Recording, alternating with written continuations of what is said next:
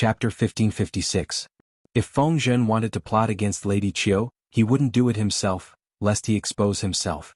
All he had to do was send someone to instruct his superiors to deliberately make things difficult for him, and that was enough to incite the other party's resentment. Qiu Shi was originally a person who was sitting on the fence. Seeing that Yang Tao's chances of winning were getting bigger and bigger, while she was being suppressed everywhere, her mentality suddenly became unbalanced. If I had known this would happen, I wouldn't have spent so much effort to seek refuge with Lu Shi. Old Master Qiu's son was called Qiu Meng. Because he was an old man, he was very doted on by others. Because of this, he developed an arrogant character and could not tolerate the slightest grievance. Moreover, he was the one who had been criticized the most. One could imagine how angry he was. If I stayed with Yang Tao, at least I could secretly borrow Yan Lin's power. Maybe. Before he could finish, Qiu Meng was glared at by Old Master Qiu, scaring him so much that he swallowed back whatever he was about to say. There's no turning back. What's the point of saying all this now? Old Master Qiu's hair and beard were all white. His face was old, but his skin was ruddy. One look and anyone could tell that this old man had lived an exquisite life. Father, we have to think of a way, Qiu Meng said hurriedly. Lu Shi can't defeat Yang Tao, and they are in a stalemate. He will definitely withdraw his troops. Now that Yang Tao had a chance to catch his breath and recuperate for a few years, he would definitely be in a different situation. In addition, Lu Shi's subordinates were all from poor families and even commoners who were not worthy to be mentioned in public. How could they be willing to help their sons? You kept suppressing your son. How could your son endure such grievances? Old Master Qiu had been worried about this matter recently, and his son's words made him even more upset. Jiang Pingji favored the poor too much. In the eyes of the gentry, it was like squeezing the cake that belonged to the gentry. It was indeed not pleasing. The gentry had always thought of themselves as more valuable than the commoners, and it was a great humiliation for them to be on par with each other, not to mention being under someone else. Old Master Qiu said grumpily, "What do you say then? Could it be that he had to rely on Yang Tao again? This is courting death." They had just betrayed Yang Tao and thrown themselves into the arms of the enemy. If they turned back now that the situation was not good, they would not be able to please either side. Just look at the Zhao clan. They were obviously used by others, and in the end their entire clan was annihilated.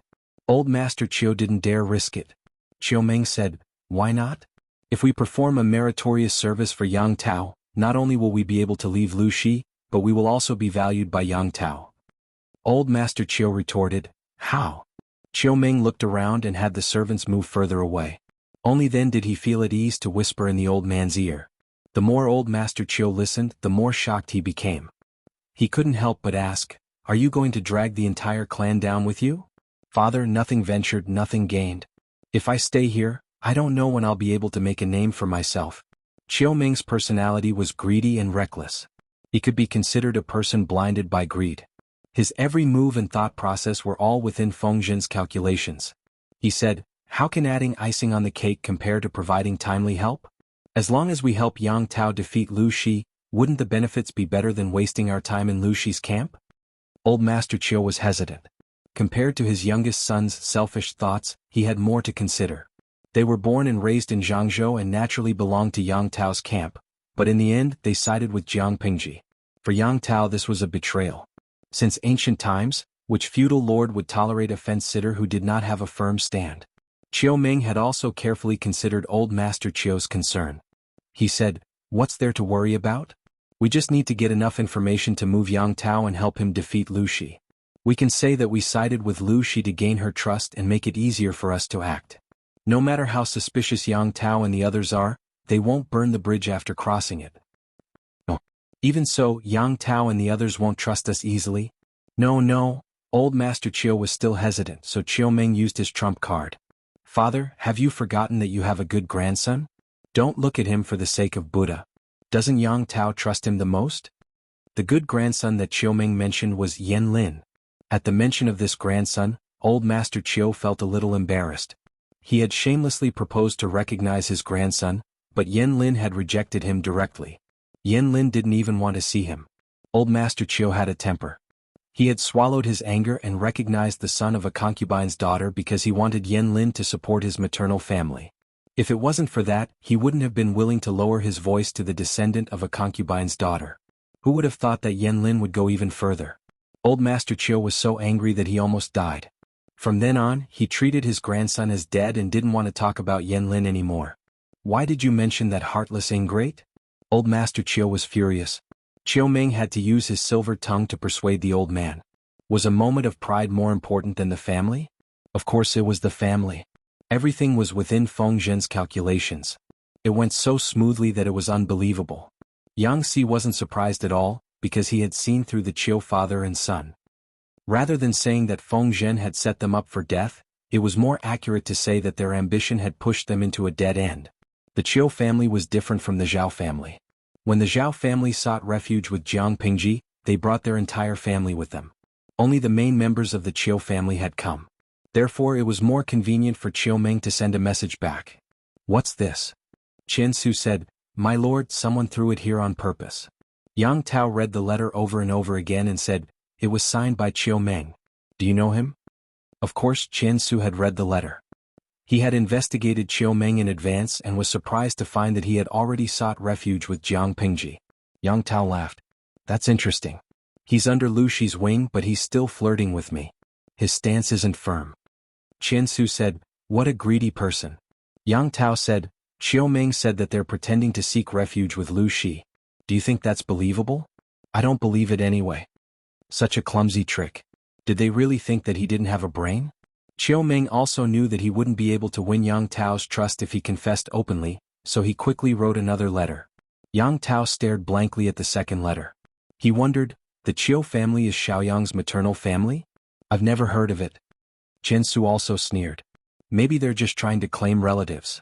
Even so, Yang Tao still sent someone to ask Yan Lin who was at the mouth of the river. Yan Lin's expression changed as soon as he read the letter. He quickly wrote a reply. As a junior, Yan Lin couldn't tell Yang Tao all the secrets of his elders, even if he was the lord. He briefly told Yang Tao about the conflict between him and the Chiu family. Many parts were vague and Yang Tao didn't want to get to the bottom of it. Yang Tao then asked Yan Lin, Can this person be trusted? Yan Lin pondered for a long time and carefully analyzed Chiu Ming's personality. He said, Most likely. Chiu Ming is blinded by greed. He probably saw that Lu Shi didn't put him in an important position, so he felt unbalanced and wanted to turn back. Yang Tao could tell that Chiu Ming wanted to use Jiang Pingji and Yan Lin as a stepping stone. Although it's true we still have to be cautious. My lord, just believe half of it. Chapter 1557. Judging from Xiaoyang's reply, his relationship with the Chiu family is quite bad. Yang Tao curiously read the reply several times and sighed to his wife. Speaking of which, I don't seem to have heard Madame mention anything about maternal family. Is there a secret here? Yan Shuxian was playing with her son who was getting fatter and more energetic. Hearing this, she couldn't help but raise her head to refute. Husband, you're wrong. I don't have a proper maternal family. Of course I can't mention it. Yan Shuxian held her heavy son in one hand and shook the rattle drum with the other. Listening to the sound of the beads hitting the drum, the little guy in her arms stared at it without blinking, revealing his baby teeth. Seeing this, Yan Shuxian smiled warmly. Speaking of which, that's the matter of the previous 2 generations. Yang Tao was surprised. Listening to Madame's words, the relationship between the Chiu family and the Yin family wasn't as superficial as bad. Madame, is it convenient for you to reveal something? Xiaoyang also said something but the content wasn't clear.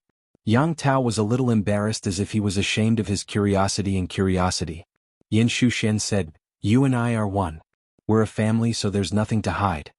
She briefly talked about the love and hatred of the previous 2 generations, with an indescribable sadness in her tone.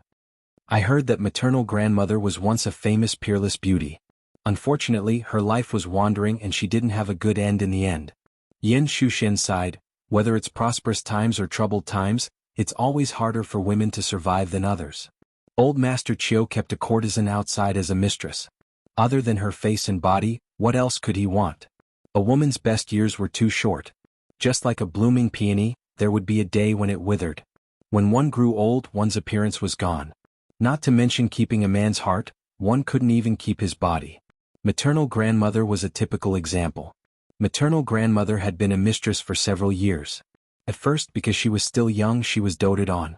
But after giving birth, her figure was out of shape, and her face wasn't as fresh and tender as when she was young. That fickle man got tired of her and gradually stopped paying attention to her.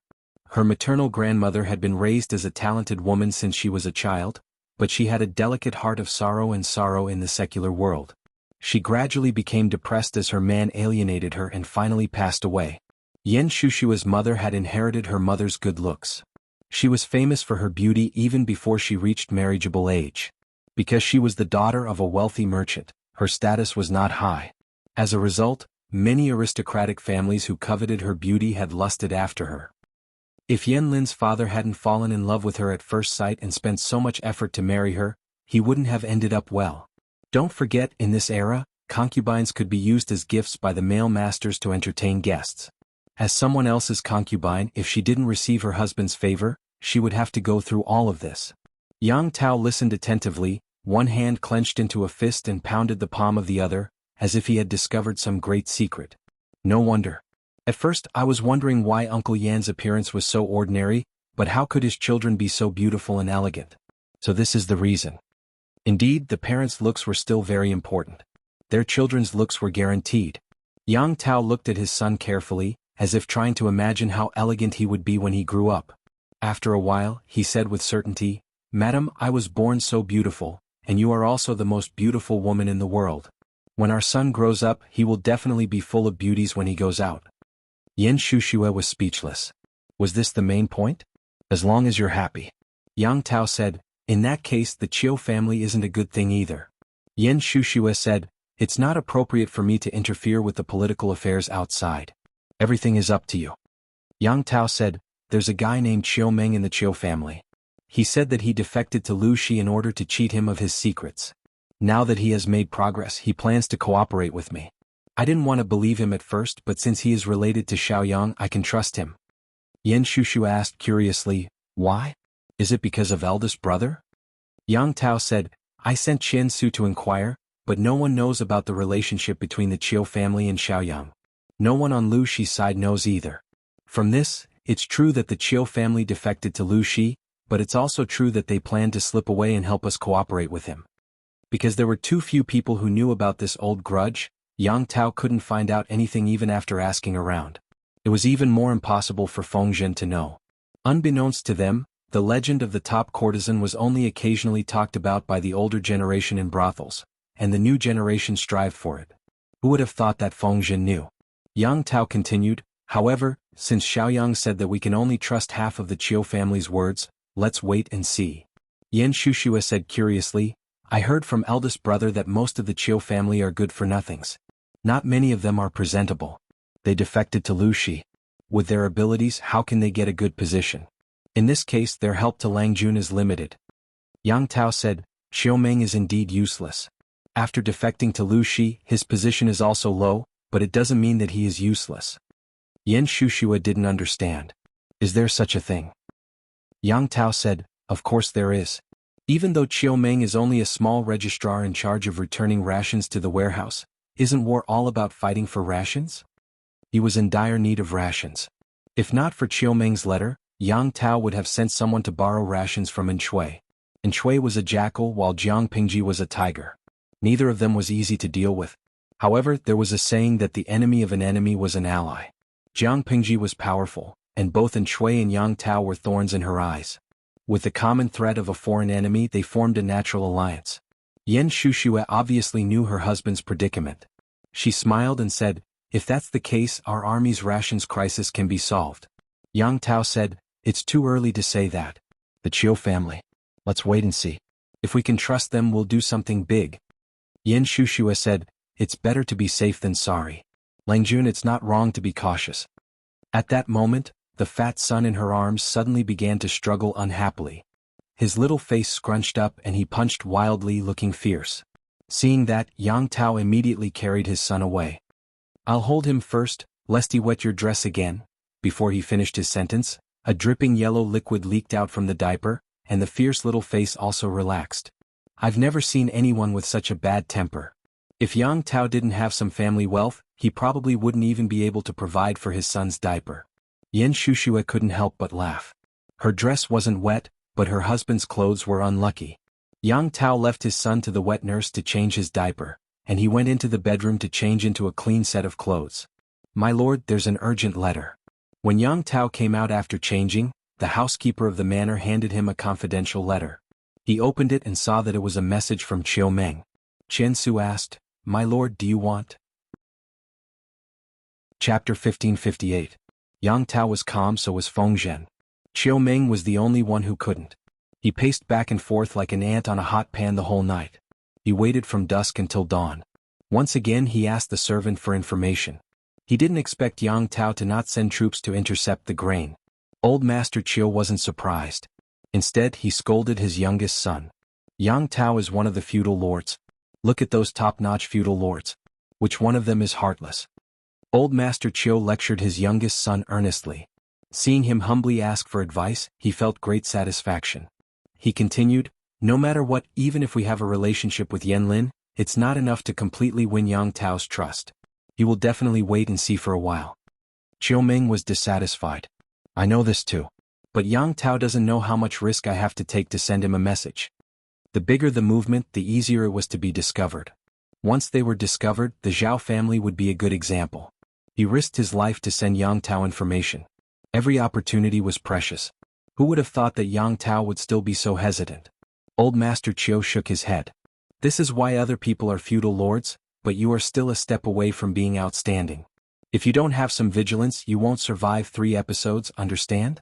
Chiu Meng was annoyed, but he didn't dare to talk back. He still needed this old man's support. After a while, Chiu Meng sent 2 more messages to Yang Tao, both of which were true. Because Chiu Meng was only a junior registrar, he was responsible for the first step of the inventory of the grain. At most, he knew where the grain fleet would pass, but he didn't know which granary the grain would end up in. He wanted to know more information, so he had to ask around in private. In order not to arouse the suspicion of his superiors, Chiu Meng took great pains. Little did he know that all of this was happening under Feng Zhen's eyes. Fu Wang was a little puzzled. Is Yang Tao unwilling to take the bait? Or did he become suspicious?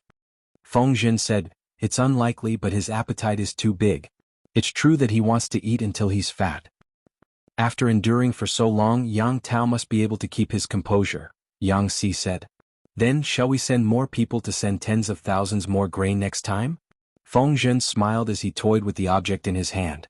His gaze was playful. "Wait a little longer. Now is not the time," Feng Zhen said. "Also, send more people to guard the Jingyang granary." Fu Wang was puzzled. What? Could it be that their target was the Jingyang granary? Chiu Meng can't get this information. Feng Zhen said, "Why can't I get it?" Yang Tao and the others were born and raised in Zhangzhou.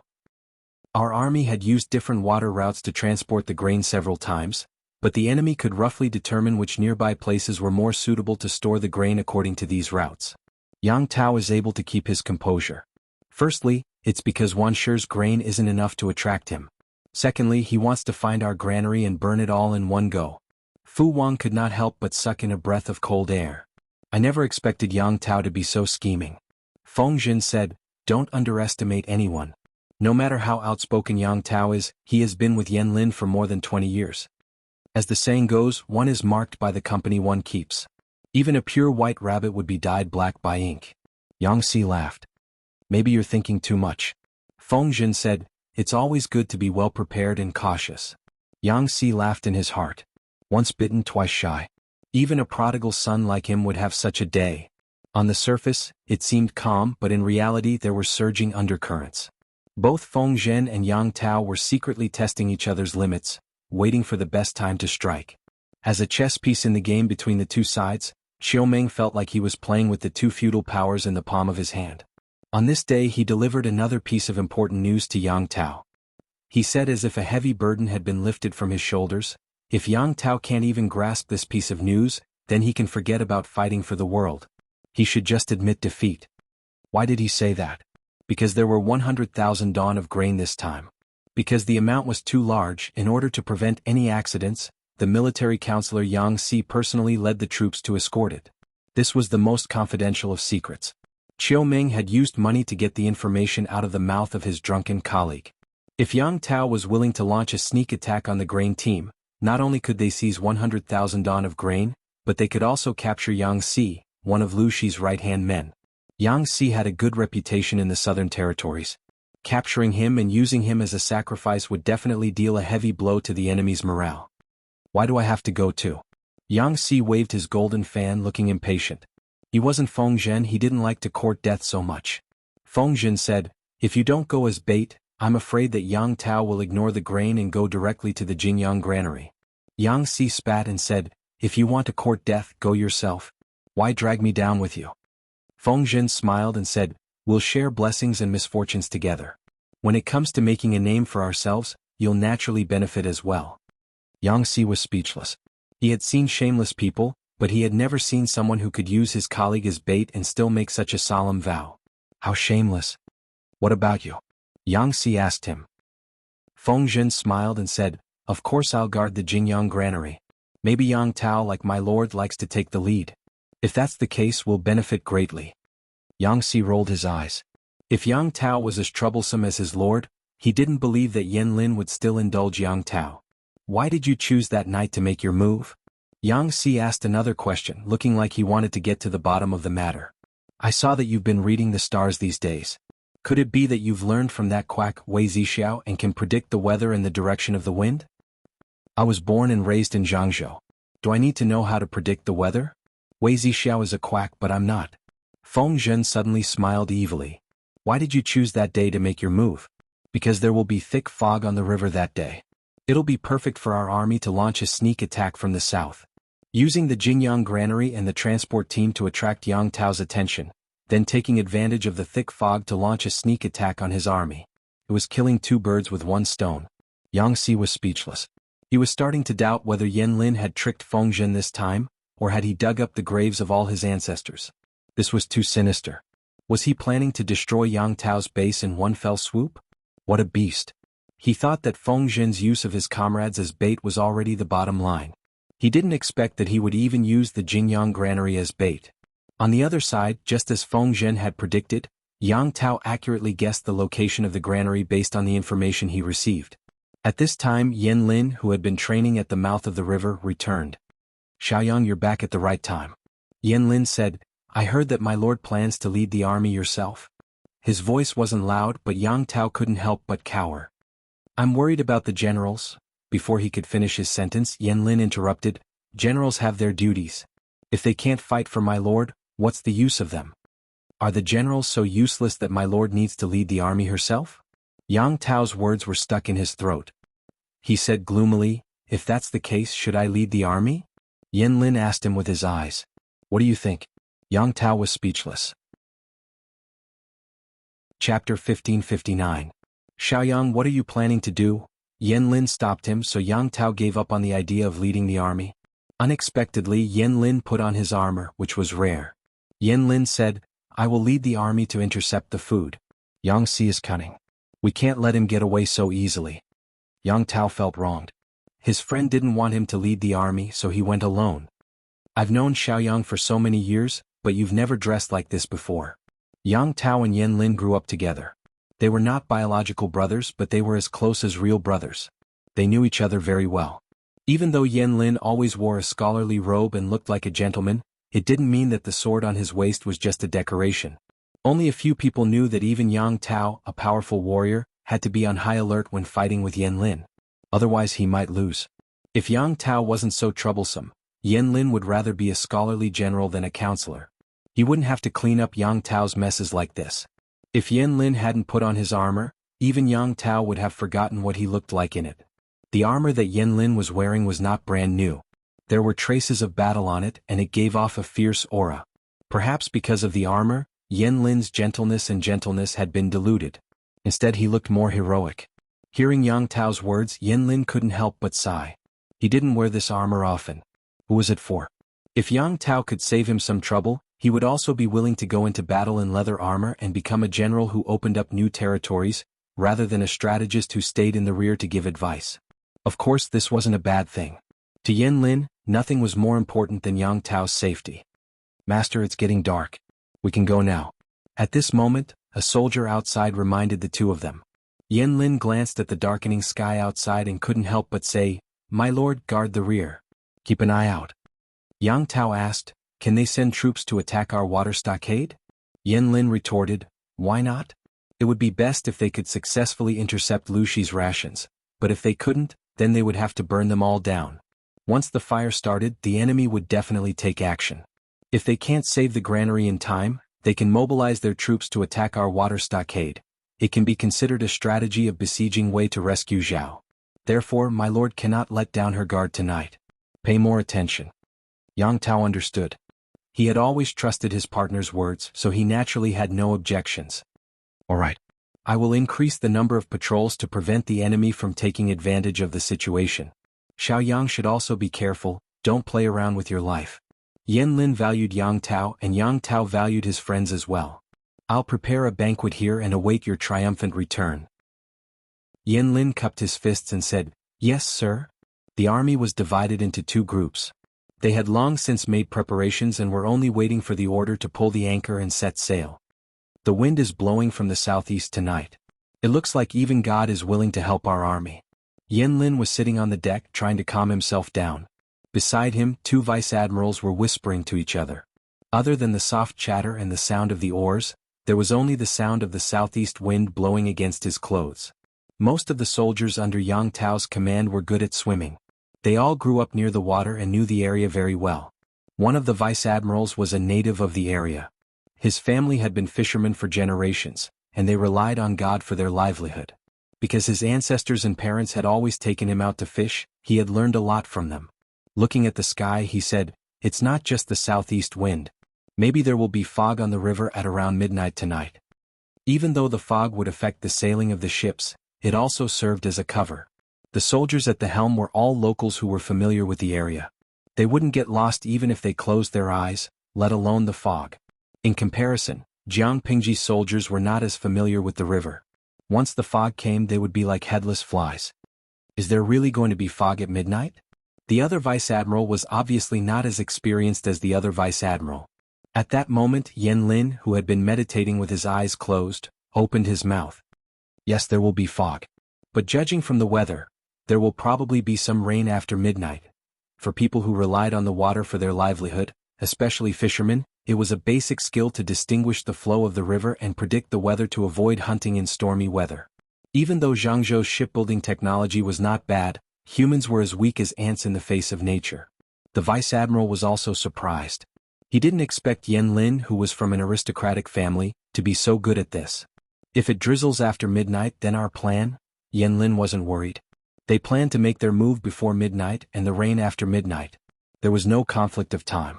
When the rain came, the food that needed to be burned would be gone, and the food that needed to be taken would be taken. It wouldn't affect the overall plan at all. At the same time, Yang Xi was bitterly being used as bait by Feng Zhen. I really don't know what Feng Longzi is thinking. Did I steal his food or drink? How could he treat me like this? Yang Xi couldn't help but sigh. He kept complaining to Feng Zhen, Do you think I'll be able to lure Yan Xiaoyang here with me as bait? The vice-admiral who was protecting Yang Xi couldn't help but laugh. But he couldn't. It was painful to hold it in. When his cheeks were sore, the vice-admiral suppressed his laughter and said, If we can really lure him here, the military counselor will have made a great contribution. Everyone knew how important Yan Lin was to Yang Tao. If they could capture Yang Tao's #1 subordinate, the enemy's morale would plummet. Yang Xi laughed, It's easier to dream about this. The vice-admiral knew that Yang Xi wasn't arrogant. As long as he didn't cross the line, Yang Xi didn't mind joking a little. I remember that the military counselor said that he wanted to make more contributions and save more dowry for his daughter. Speaking of which, it was strange. They had never heard of the single military advisor Yang Xi getting married, but everyone knew that he had a daughter. Yang Xi said, They changed the dowry. The vice-admiral was speechless. Yang Xi said gloomily, My son's mother decided it. How can I go against her? The vice-admiral said, The dowry is not bad.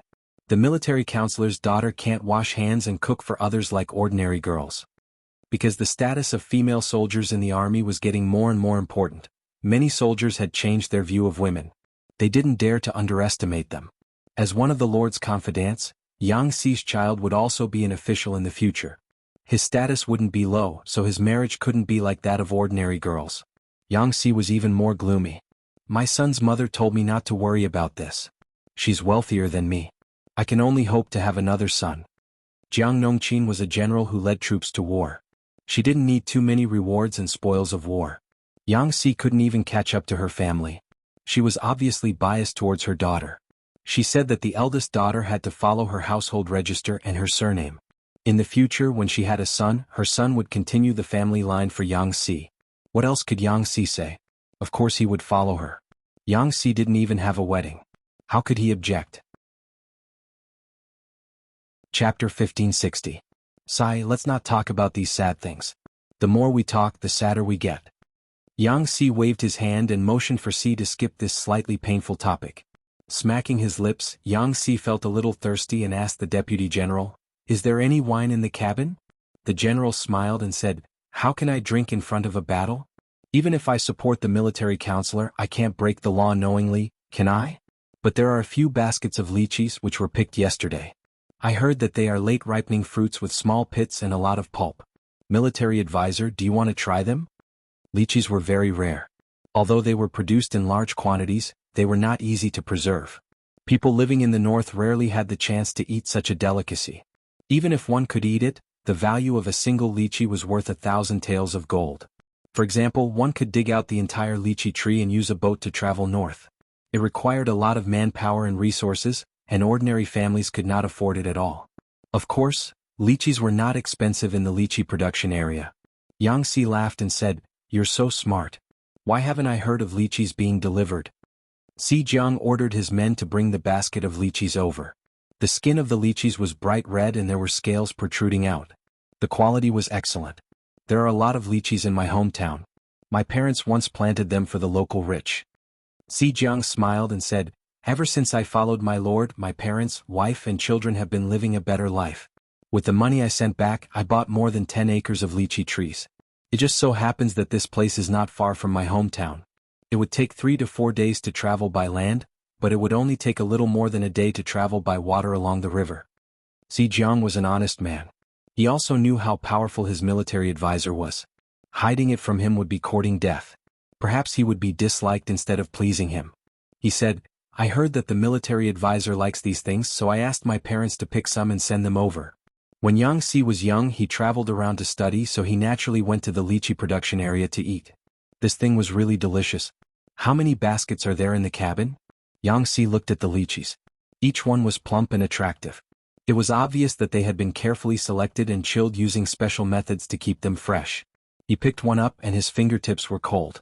As a cultured foodie, Yang Si peeled lychees differently from others. Su Jiang used his fingernails to peel off the outer layer bit by bit. Not only was it easy to dirty his hands, but the lychee water would also stick to his hands, making it dirty. He directly used his index finger and thumb to pinch the tip of the lychee, and used a little strength along the line of the lychee shell. With an extremely light sound, the outer shell of the lychee split open along the line, revealing the sparkling and translucent congealed flesh. The deputy general was still peeling, and Yang Si had already eaten 2. "I've sent 15 baskets. Does the military advisor want one?" Seeing that Yang Si was quick and clean, Si Jiang imitated his movements, and sure enough, it was much easier. Cultured people were indeed cultured people. They were more particular about peeling lychees than ordinary people, and they also looked cleaner. So many? Yang Si thought about the lychees he had eaten during his study tour. The production of lychees was indeed not low. He smiled and said, "Leave a basket for Feng Longzi, General Fu, and the rest for the soldiers. How much are the lychees worth? You can report it to me." The deputy general said, "It's homegrown. It's not worth much." "That won't do. Nothing can be accomplished without rules." Yang Si said, "If the Lord knew, she wouldn't agree." Although it was homegrown, it didn't take time and energy to take care of the lychee tree. As the military advisor, he couldn't take advantage of his own soldiers. The generals in troubled times were all professions that put their lives on the line, so they couldn't be treated harshly. The deputy general couldn't dissuade Yang Si, so he could only accept his good intentions. Yang Si sent soldiers to distribute the few baskets of lychees to each ship, and after sharing them, each person only had one. He remembered that Xieze was also here, so he specially sent someone to give a small portion to Xieze. "If there are still lychees after this battle, let's go eat to our heart's content." The deputy general smiled and said, "If so, then I really thank the military advisor on behalf of the local people." Lychees were indeed rare, but not many people could afford to eat them. The annual production was relatively high, so there wasn't much market for lychees in the local area. They could be sold for a higher price in other places, but this thing wasn't easy to preserve, and the cost of preservation and transportation was frighteningly high. Yang Si looked a little thin, but his appetite was not small. If it weren't for the fact that lychees were warm in nature, he would have eaten so much that he had to support the wall. Not long after, a small pile of lychee shells and pits had piled up on the deck. Time passed quickly as if it was flying through one's fingers. Some fog slowly began to gather on the surface of the river. Yang Si said, "Feng Longzi was right. Speak of fog and there will be fog. Order the entire army to be vigilant in case the enemy comes." The deputy general immediately passed on the message. "Military advisor, everything is ready." Xie wasn't on the same ship as Yang Si, but he wasn't far away, so he could hear him if he raised his voice. Yang Si said, "Yes, tell General Xie to be ready to defend against the enemy at any time." He didn't have a loud voice like Xie's, so he could only let the deputy general pass the message on his behalf. If Yan Lin and the others were here, they would find that there was something wrong with these ships that were transporting provisions. First of all, the appearance of the ships. Ordinary warships were the color of the wood, but Yang Si's ships were painted black. As for the ships, there was a thick and long hemp rope tied between each ship. One had to know that in order to ensure the mobility of naval battles and prevent the enemy from setting fire to everything, ships were usually not connected to each other. Did Yang Si make a fundamental mistake? Actually, it wasn't. Yang Si made this arrangement with a profound meaning. Today was the night of the first lunar month, and the night was extremely dark. There was a heavy fog at midnight, which could easily interfere with the enemy's vision. To ensure that the fleet's formation didn't fall apart, they were temporarily connected with thick hemp ropes. If the enemy needed to change the formation, they could cut off the ropes at any time. In addition, they had painted the surface of the ships black, which almost blended into the night and the river. If there was another heavy fog, not only would the enemy not be able to find them, they wouldn't even be able to find themselves. It was always more convenient to be connected with ropes. The grain and supply fleet followed the original route. As time went by, everyone's nerves were stretched into a tight line. They were constantly worried that the enemy would suddenly jump out. The deputy general said, "Military advisor, it's getting late.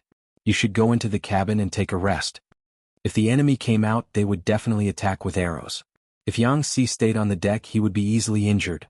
Yang Si squinted his eyes dangerously. He put his index finger on his lips, signaling the deputy general to be quiet.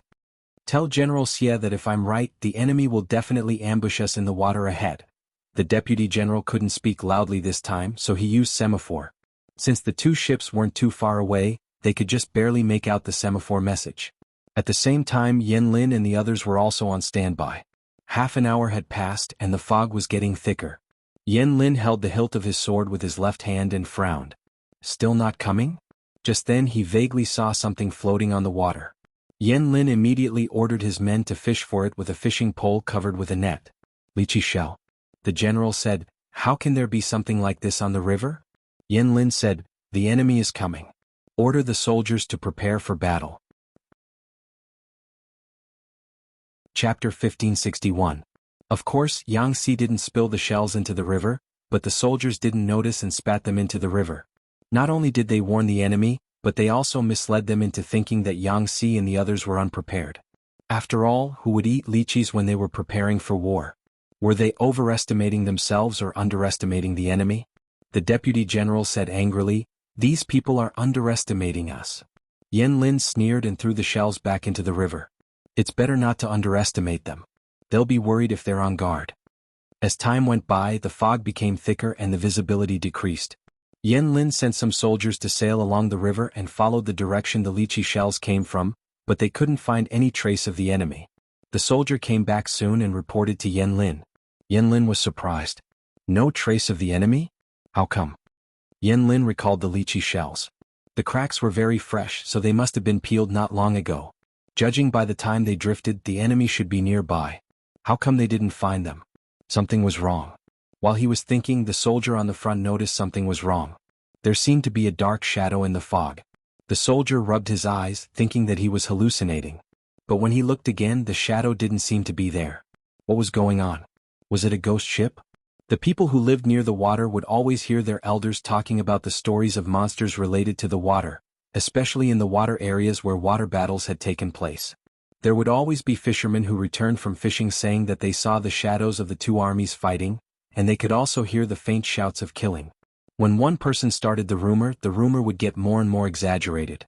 Eventually, it would become the so-called legend of the monsters. Obviously, this soldier was also one of the people who was poisoned by the stories. But soon he didn't have to worry about it anymore. As the shadow got closer, they could see it more clearly. It wasn't a ghost. It was the silhouette of a battleship. But it was too dark for them to see it clearly. When they saw it clearly, the enemy's battleship was very close to them. It was still speeding up. Before the first battleship could give the order to shoot, the enemy's battleship had already rammed into them. The ship shook violently and made a muffled sound. Enemy attack. The soldier shouted loudly. At the same time, he shot a flaming arrow into the sky, making a sharp, ear-piercing sound. Xieze laughed. The military counselor really has a lot of clever ideas. With the hull of the ship dyed this color, the enemy didn't notice us until they were so close. With that, the warship crashed into the enemy again. The soldiers took the opportunity to throw the anchor onto the enemy's deck and rushed over. Water battles were mainly fought with bows and arrows. The soldiers used shields to block the arrows thrown from the enemy, while the archers used arrows or ignited fire arrows to shoot at the enemy's warships. The advance and retreat of the ships were all controlled by specialized boatmen. His lord had also brainstormed with the carpentry workshop and Navy Chief Commander Chi Kuang to design a heavy hammer that was specially used to smash the hull of the enemy's warships.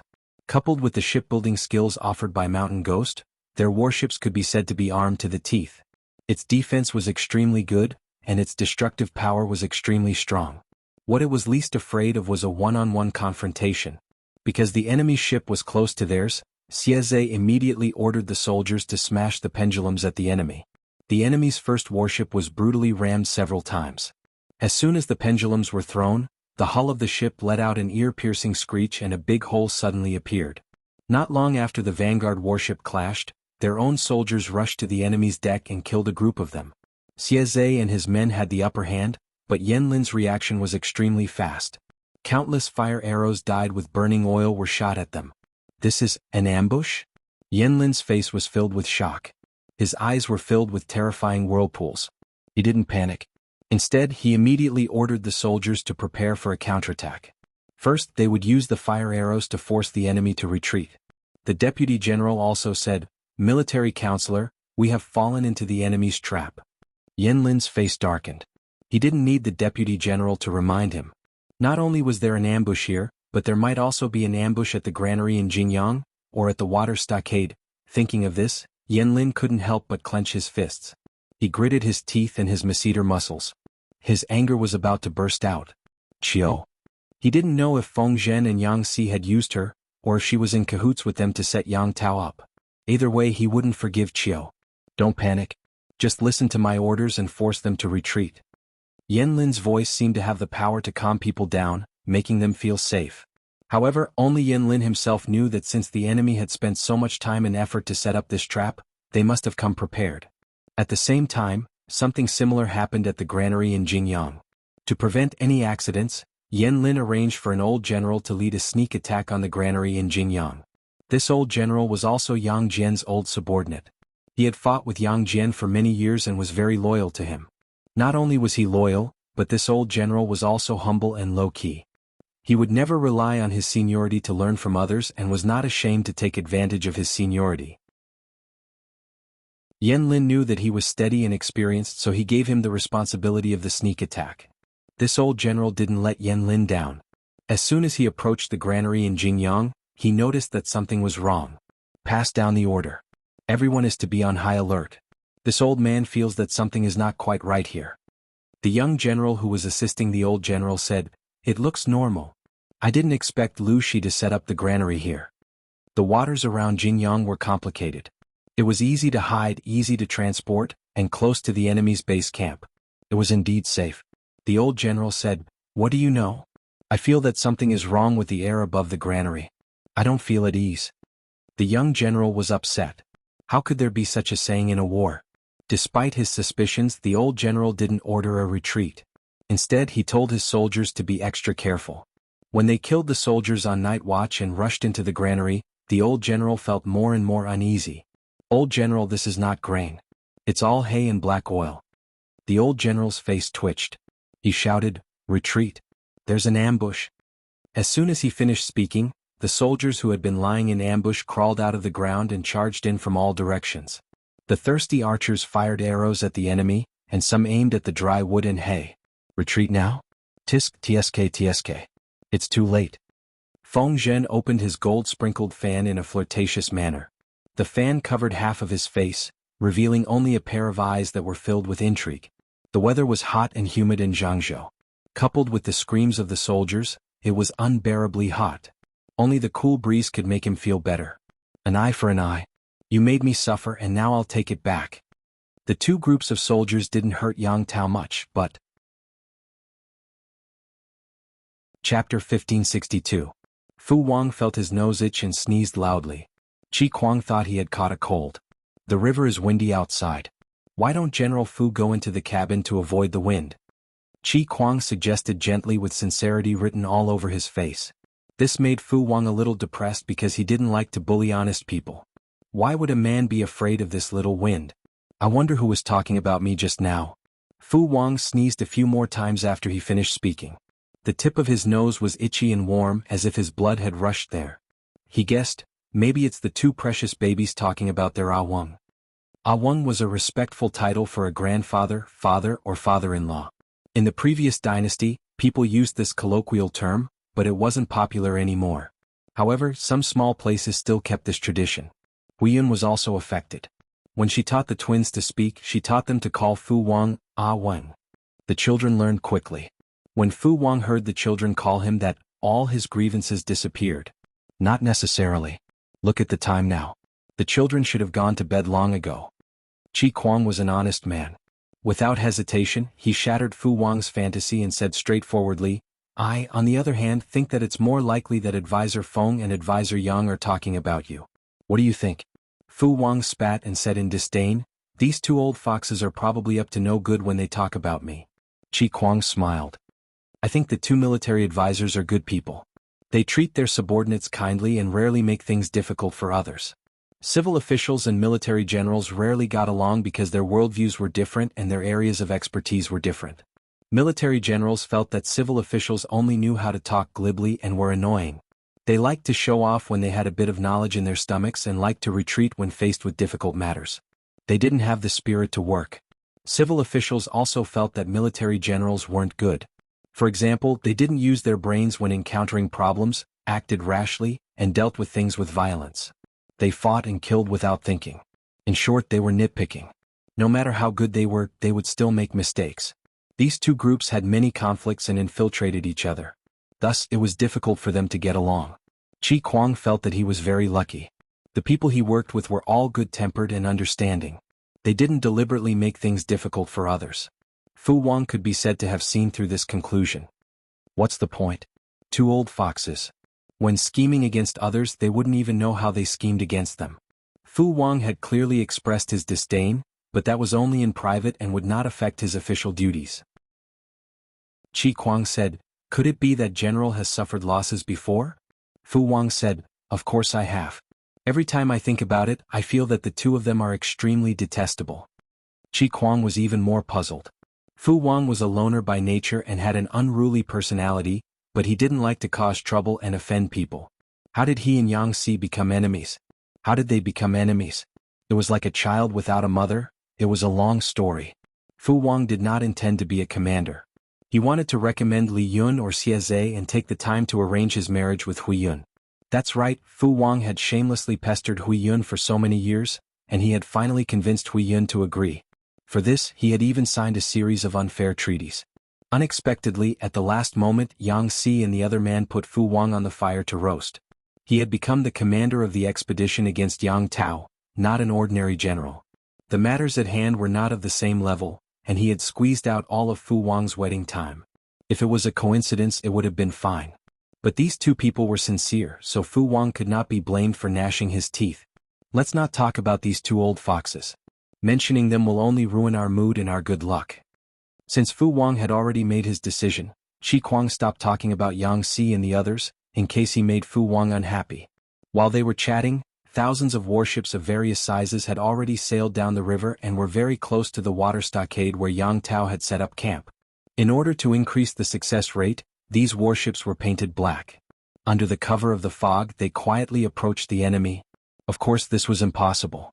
There were regular patrols outside Yang Tao's water stockade. When the warships approached, they would send out a warning. Even so, Fu Wang and the others had bought a lot of precious time. Yang Tao was still awake. He was waiting for news from Yan Lin while he was correcting military affairs. His brows were tightly knitted. At this moment, his sharp ears heard the faint sound of a rocket warning. Did I hear wrongly? Yang Tao murmured in a low voice. There was a flurry of footsteps outside the tent. What is it? The soldier said, My lord, a large number of enemies are attacking us from outside the stockade. Enemy attack? The word jumped out. Yang Tao's nerves tightened. He recalled the words Yan Lin had left him before he left. There really was an enemy attack. Gather the troops and fend off the enemy. He didn't change out of his military uniform. He strode out of the tent and took down the weapon hanging on the rack. Outside the stockade, the warships were lit up. The enemy's warships were lined up in a row, as if they were going to surround the entire shore. The soldiers on his side were already busy. The sky was filled with fire arrows, dispersing the fog. The shouts were so loud that it hurt their eardrums. Fu Wang was well prepared for this sneak attack. He didn't give the enemy any time to react. As soon as he arrived, he launched a fierce combination of punches.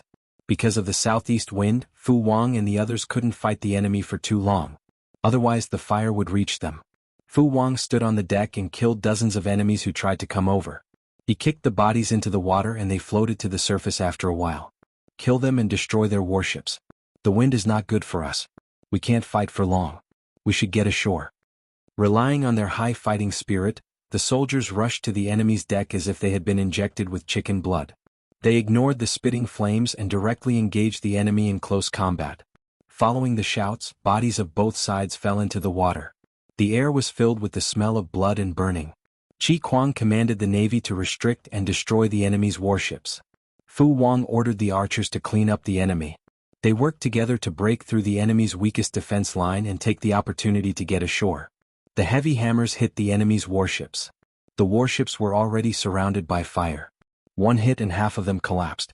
Because they had the upper hand, the enemy couldn't gather in time. By the time the main army arrived, Fu Wang had already gotten ashore. Although there were no large-scale weapons like ballistae or catapults, there were many archers and shield soldiers who managed to stabilize the situation. The soldiers on the warships were much more relaxed. They relied on the height of the ship to avoid most of the attacks and used the terrain to attack the enemy effectively. The soldiers under Yang Tao's command were indeed not a motley crowd. Their morale hadn't dropped much and their fighting spirit was still high. Fighting on three sides, Yang Tao was at a disadvantage. However, the Chiu family didn't know about this. They were still dreaming and didn't know that disaster had already arrived. In their dreams, the mansion was already surrounded by hundreds of soldiers. The centurion in the lead lifted his leg and kicked the door open. Chapter 1563. It was already past midnight. The entire Chiu residence had fallen into silence. Only the patrolling servants were still yawning on their night shift. At this moment, a loud bang rang out.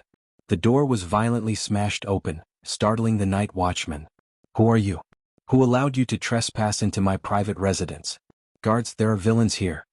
The watchman was a middle-aged man with a protruding mouth and monkey cheeks. His eyes were dark, sunken, and swollen. He did not look energetic at all. When the centurion sent his men to rush into the Chiu residence, he tried to stop them but was unexpectedly kicked away by the centurion. The centurion said, "Remember, no one in the Chiu residence is allowed to escape. If one escapes, you will bear the consequences." This was a death order from above.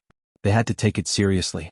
No matter how the watchman called for help, they rushed into the residence. The watchman's call for help was effective. The patrolling servants heard the commotion and ran over to check on the situation, but they were captured and detained.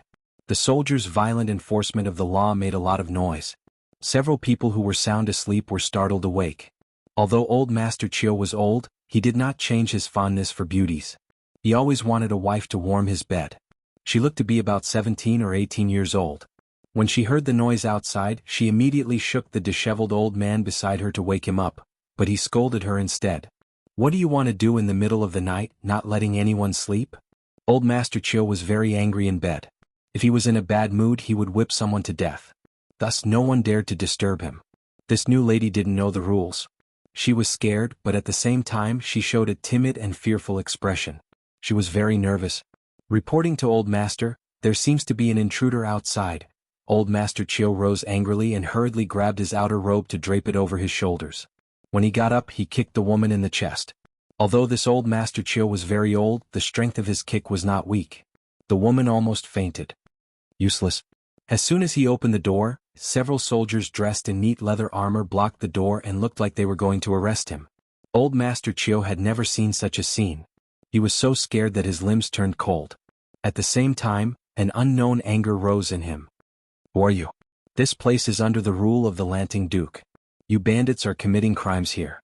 Are you tired of living?" Hearing this, the soldiers looked at each other and could not help but mock. "What the hell? Capture him. Don't let this old man escape." Not only was Old Master Chiu in the room, but there was also a beautiful lady as pretty as a flower. When everyone caught sight of the disheveled old man's attire and the young lady's appearance, they could not help but scoff. He was already so old, yet he was still lustful and defiled a woman who was old enough to be his granddaughter. He was really shameless. Old Master Chiu's hands were twisted behind his back.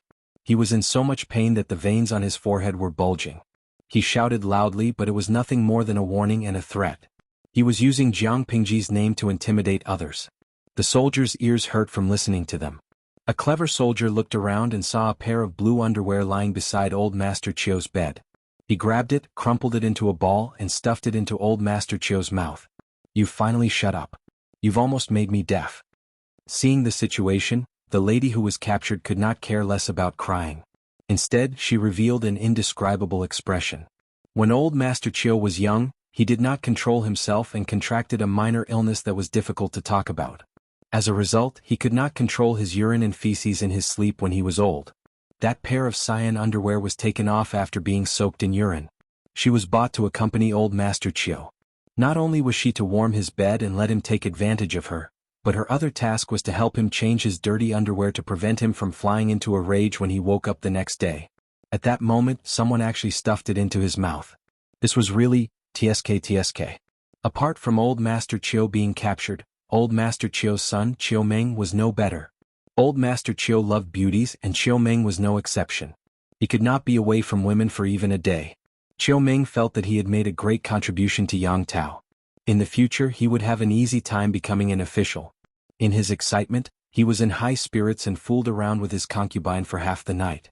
When the soldiers barged in, he had just fallen asleep out of exhaustion. He was a light sleeper and was woken up in no time. "What's the ruckus outside?" He nudged his concubine and asked her to get up and go outside to take a look. He went back to sleep. His concubine did as she was told. Unsurprisingly, she was startled by the soldiers who had barged in and let out a high-pitched scream. Chiu Meng was woken up by her. He grabbed something and threw it on the ground. "It's the middle of the night. Do you want to die?" Soon, Chiu Meng heard loud and heavy footsteps approaching him. "Who are you?" Chiu Meng was not Old Master Chiu, who did not step out of his house and only cared about his health. He immediately recognized the identity of the soldiers. "We are arresting you. Do not resist. Otherwise we will kill you on the spot. Please cooperate and do not make things difficult for us." His words were polite, but his actions were not polite at all. Chiu Meng was still in a daze when he was tied up and dragged out. "Why are you arresting me?" The soldier said, "We are also following orders." "Orders?" Chiu Meng's face turned pale. He quickly thought of the key point and his legs turned into noodles. Could it be? Chiu Meng swallowed nervously. Could it be that his secret actions with Yang Tao had been discovered? If that was the case, wouldn't his life be in danger? Chiu Meng thought of the exterminated Zhao clan and his legs turned even weaker. If not for the soldiers dragging him, he would have fallen. These soldiers were indeed honest. They said that not a single person could escape. They even tied the wings of the two old hens raised in the kitchen and dragged them out. The centurion couldn't help but facepalm. Were the soldiers under him really not retarded? Put these people in prison and wait for the general and the counselor to come back for interrogation. Chiu Meng didn't believe it. He shouted, "You have no evidence. Why are you accusing people?" The centurion's left hand pressed on the hilt of his saber. His eyes were sharp and murderous, making Chiu Meng's heart tremble. Unexpectedly, the centurion was a cultured man. He said in a genteel manner, "If you don't want people to know, then don't do it. You should reflect on yourself." Chiu Ming paled in fright. Old Master Chiu had also guessed it. He was so frightened that he wet his pants. The soldier sneered, "What a pair of promising father and son." Everyone in the Chiu residence was locked in the prison. The originally empty cell was immediately filled with people, and there was even noisy background music. Chiu Ming and Old Master Chiu were locked together. Could it be that there was a leak somewhere? Chiu Ming tried to calm his wildly beating heart. He didn't know whether to comfort the old master or himself. "Father, don't panic. Once Yang Tao wins, they can't do anything to us." Old Master Chiu looked haggard and miserable, but he could only trust his youngest son. Chapter 1564. "Bah, you're still lucky when you're at death's door?" The jailer who was guarding Chiu Ming and his brother heard the conversation and cursed in a low voice with a look of disdain on his face. Everyone in Jiang Pingji's camp knew that their lord rarely threw people into prison, let alone arrested an entire family. Once she did that, it meant that the people she arrested had committed an unforgivable crime and were destined to walk out of prison alive. The older jailer glared at him. "Shut up. These people are still suspects before the general and the military counselor interrogate them." The third jailer didn't know the details and asked curiously, "What did they do to get locked up?" "Who knows what they did? The last one who was sent here was a traitor from the Zhao family. These people are the same as the Zhao family." The first jailer smiled maliciously and said in a low voice, "Maybe they're the same." Jailers often dealt with all kinds of crimes. Squatting in the dark, damp, and cold dungeon to guard the prisoners all day long, even a mentally healthy person would become mentally unhealthy after a long time. In order to relieve the pressure, many jailers developed a gossipy personality. "If that's the case, won't all of them?" He made a gesture of cutting his throat with his hand. The meaning was obvious. "If they really are traitors, we won't kill them to frighten them. Are we going to treat them well and keep them alive until the new year?" The prisoners' cries and pleas for mercy successfully drowned out the conversation of the jailers. The Chiu family didn't hear it. They were comforting themselves that Yang Tao would win. As long as Yang Tao defeated Fu Wang's army, they would be the heroes of the war. What they didn't know was that Yang Tao's army was also on the verge of collapse. First was Yan Lin's side. Although Yang Si was Feng Zhen's bait, it wasn't that easy to bite. All the warships were painted black, which made them invisible in the dark. It was as if they were in stealth mode and could sneak up on the enemy. Yan Lin and the others lost the initiative. By the time they realized what was going on, Yang Si had already finished his set of moves. The vanguard warships were robbed, hit, and burned. As soon as the battle started, they were overwhelmed by Yang Si's army. Even though Yan Lin managed to stabilize the situation as fast as he could, the fog around them was their biggest obstacle. It was hard to tell the enemy from their own side. Even though they had the same bugle or battle drum, their ships were still crowded together. They kept bumping into each other and they kept bumping into each other. Yang Si's side was at an advantage. Because they were connected by hemp ropes, the distance between the warships could be roughly determined by the tightness of the hemp ropes. Even though their mobility was not as agile as individual combat, they would not make mistakes like fighting against each other. Under the fire, several enemy warships were burned. The flames shot into the sky like a dazzling flower on the river. The firelight penetrated the thick fog and dyed it orange, as if it were a lighthouse illuminating the ships in the fog. Yang Si said with a smile, "This battle was really satisfying. All the anger that I've been suppressing in the past few days has dissipated." Yang Si wasn't the only one who thought this way.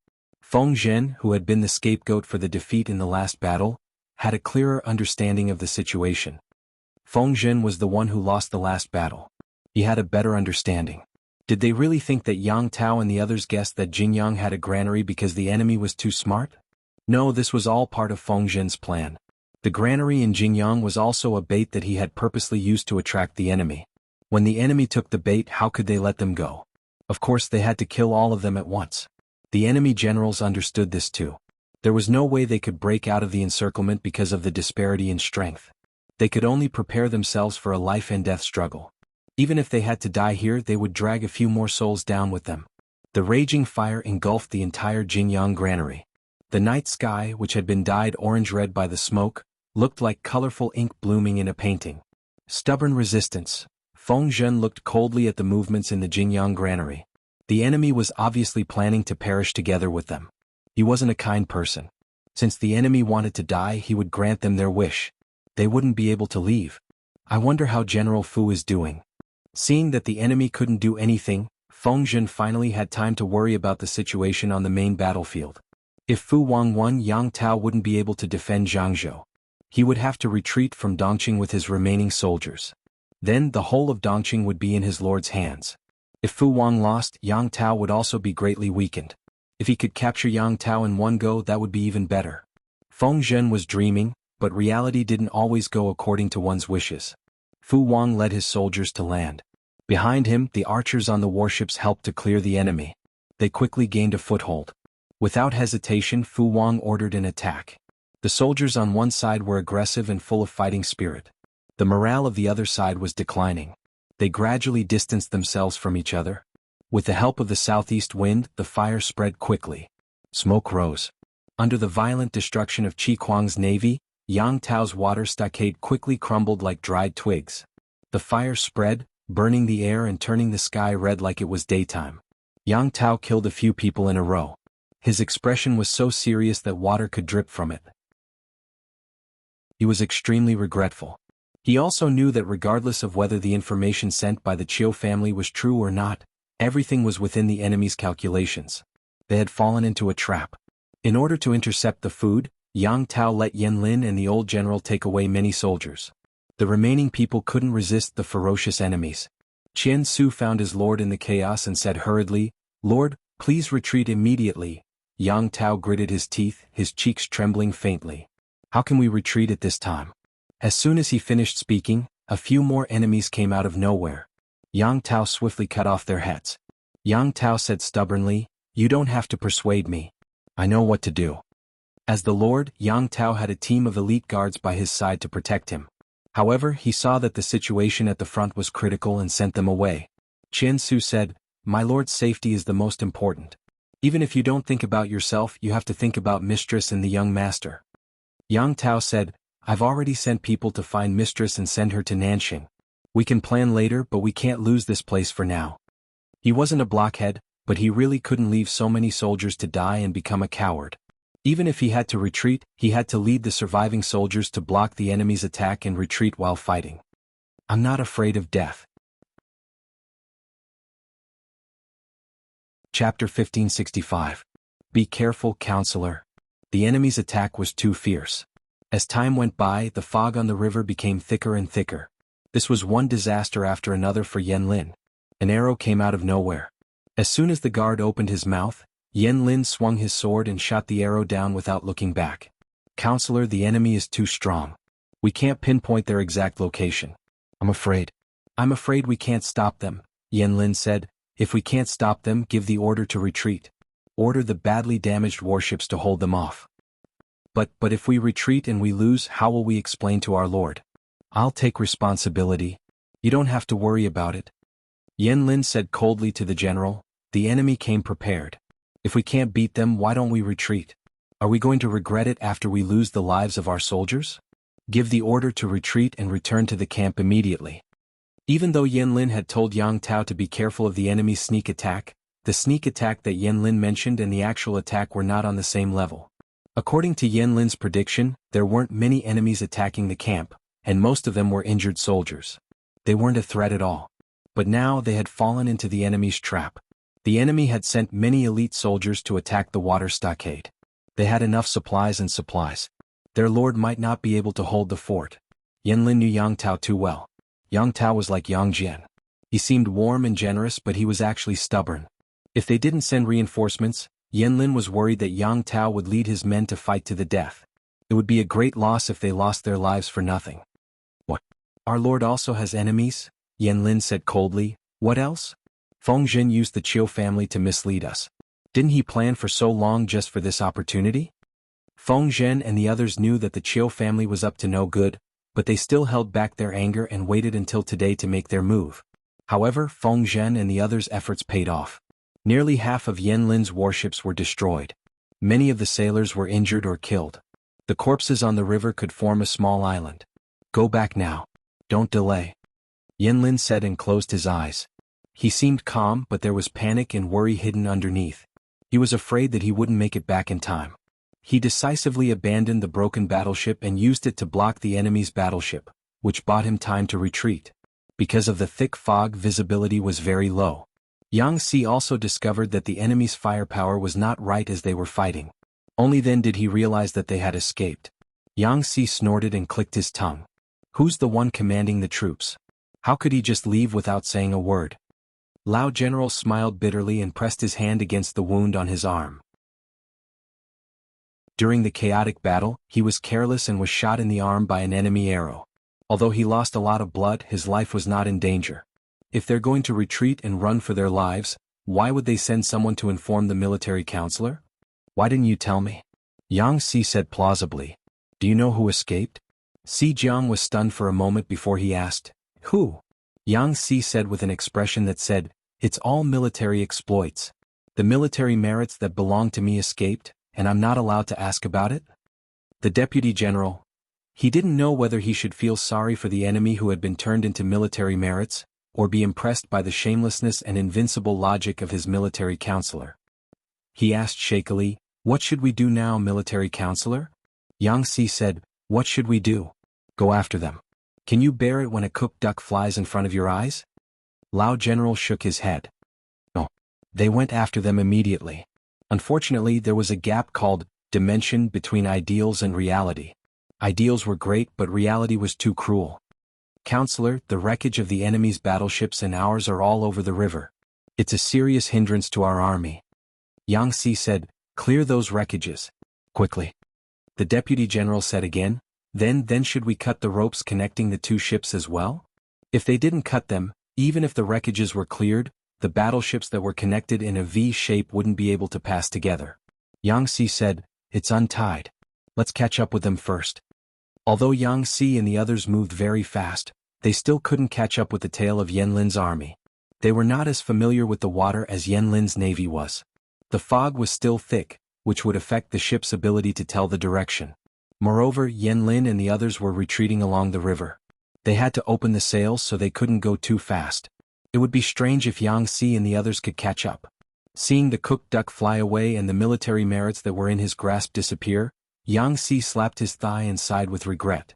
He had hoped to ask the Lord for more rewards this time. He didn't expect that he would fail at the last moment. Could it be that he really had to live off a woman and wait for Jiang Shaowei to support the family and feed the children? Yang Si's regret was not over yet. When he heard that the commander of the enemy was Yanlin, his eyes almost popped out. Did he really manage to catch the big fish Yanlin with his meager effort? What a pity. The big fish was here but he couldn't catch him. What a loss. Yang Si's resentment was almost materialized, but Yanlin was determined to return. The closer he got, the clearer the flames became. He didn't lead his men to fight Fu Wang's army head-on. Instead, he chose to go ashore from another shore. It was obvious that Yang Tao's men were about to die. The riverbank was filled with corpses. Most of them were Yang Tao's men, and the rest were the enemies. Yanlin put the torch near the river and saw that the water had been dyed red with blood. His heart sank. Take some men to look for the Lord. If you see the enemy, warn them. Remember to stay alive. Don't force yourself. Yanlin and the others were in luck. They ran into many defeated soldiers along the way. After a few questions, he found out Yang Tao's whereabouts from them. Yanlin made a prompt decision. He took more than half of his men to support Yang Tao, and the rest of them drove the warship to the designated location. After today, Zhangzhou would be lost. Yanlin had to plan a way out for Yang Tao so that he wouldn't fall into the enemy's hands. If he could escort Yang Tao to the warship and leave for Nanxing, there would be a chance for him to rise again in the future. Yanlin's plan was good, but it depended on whether his enemy would give him the chance. This enemy was not only Jiang Pingji, but also An Shui, who occupied most of Nanxing's land. Yanlin and his men fought off a few scattered waves of enemies. After some effort, they finally found Yang Tao, who was retreating to the south. Greetings, my lord. By the time they found Yang Tao, Yanlin's sword was full of blood. His armor was no longer shiny and clean. He was covered in blood. Xiaoyang. Seeing Yanlin, Yang Tao relaxed a little. He helped him up and said, I'm glad you're okay. Let's not talk about anything else. Yanlin said, I didn't see through the enemy's evil plan, which put the Lord in danger and the soldiers in danger. Yang Tao interrupted him. You have nothing to do with this. I can only blame myself for trusting a villain. Yanlin had been training his troops outside. Yang Tao was the one who made the decisions for the Chiu family. He couldn't be blamed. Chapter 1566. Xiaoyang about this. Yang Tao tried to say something but Yan Lin didn't give him a chance. He tried to force Yang Tao to agree with him. Yang Tao looked at his childhood friend who was kneeling on the ground and begging him. Everything he wanted to say was stuck in his throat. Alright, I agree. Qian Su could only sigh. Only Yan Lin could control his master. Of course, only his lord Yang Tao could tolerate Yan Lin's occasional overbearing attitude. If Yan Lin had been a petty lord, he would have been offended by Yan Lin's forceful actions. After a while Yang Tao said, I've sent people to escort my wife and sister away. Don't worry, Xiaoyang. One was his sister, and the other was his wife's first wife. They were the two most important women in Yan Lin's life. Nothing could happen to them. Yan Lin said, Your Highness is thoughtful. I thank you on behalf of my wife. Yang Tao didn't know whether to laugh or cry. Yan Lin didn't need to thank him. Even if he didn't say anything, Yang Tao would still protect them. Yan Lin continued, We can't stay here for long. We don't know when the enemy will catch up. Please leave first, my lord. Yang Tao left the water stockade with the rest of his troops. He knew the terrain well enough to shake off the enemy, but it wasn't a long-term plan. The fog on the river was still there. Yan Lin planned to let Yang Tao board the boat and escape under the cover of the fog. If they waited until dawn, the enemy would catch up with them. It was too dangerous. Yang Tao nodded. He took 2 steps forward and was about to get on the horse. Suddenly he remembered something else. Xiaoyang, you're not leaving? Yan Lin said naturally, The enemy is coming fiercely. I'll delay them for a while and leave when my lord is safe. That won't do. Yang Tao refused immediately. What if something happens to you? How can I explain it to my wife? Yang Tao's wife was Yan Lin's sister. How could Yan Lin stay and delay the enemy for him? Did Xiaoyang know what would happen to him if he stayed? Yan Lin said calmly, My lord, I won't have to worry about anything if you leave first. If you stay instead, he didn't mention that Yang Tao would make enemies by staying. Not only would he not be able to help, but he would also arouse the enemy's fighting spirit. What fighting spirit? Killing the leader of the enemy's feudal vassals would not only leave a good name in the annals of history, but the rewards would also benefit him for a lifetime. Yang Tao was speechless. His eyes turned red. Obviously, he didn't agree to Yan Lin's suggestion. Don't worry, Your Highness. I will protect myself and catch up with Your Highness as soon as possible. After that, Yan Lin turned to Qian Su and said, I'll have to trouble you to keep an eye on Master Gu later. If there are any enemies chasing after you, remember one thing, don't get caught up in a fight. Run if you can. As long as he escaped into Yang Tao's territory in Nanxing, he would basically be safe. He could not be greedy for a moment of merit and forget about the important matters. Qian Su nodded to show that she remembered and immediately mounted the horse. Yang Tao did not have a choice even if he did not want to leave. Yan Lin left most of the wounded soldiers behind, while Yang Tao took the rest of the elite soldiers with him. It's my fault for underestimating you.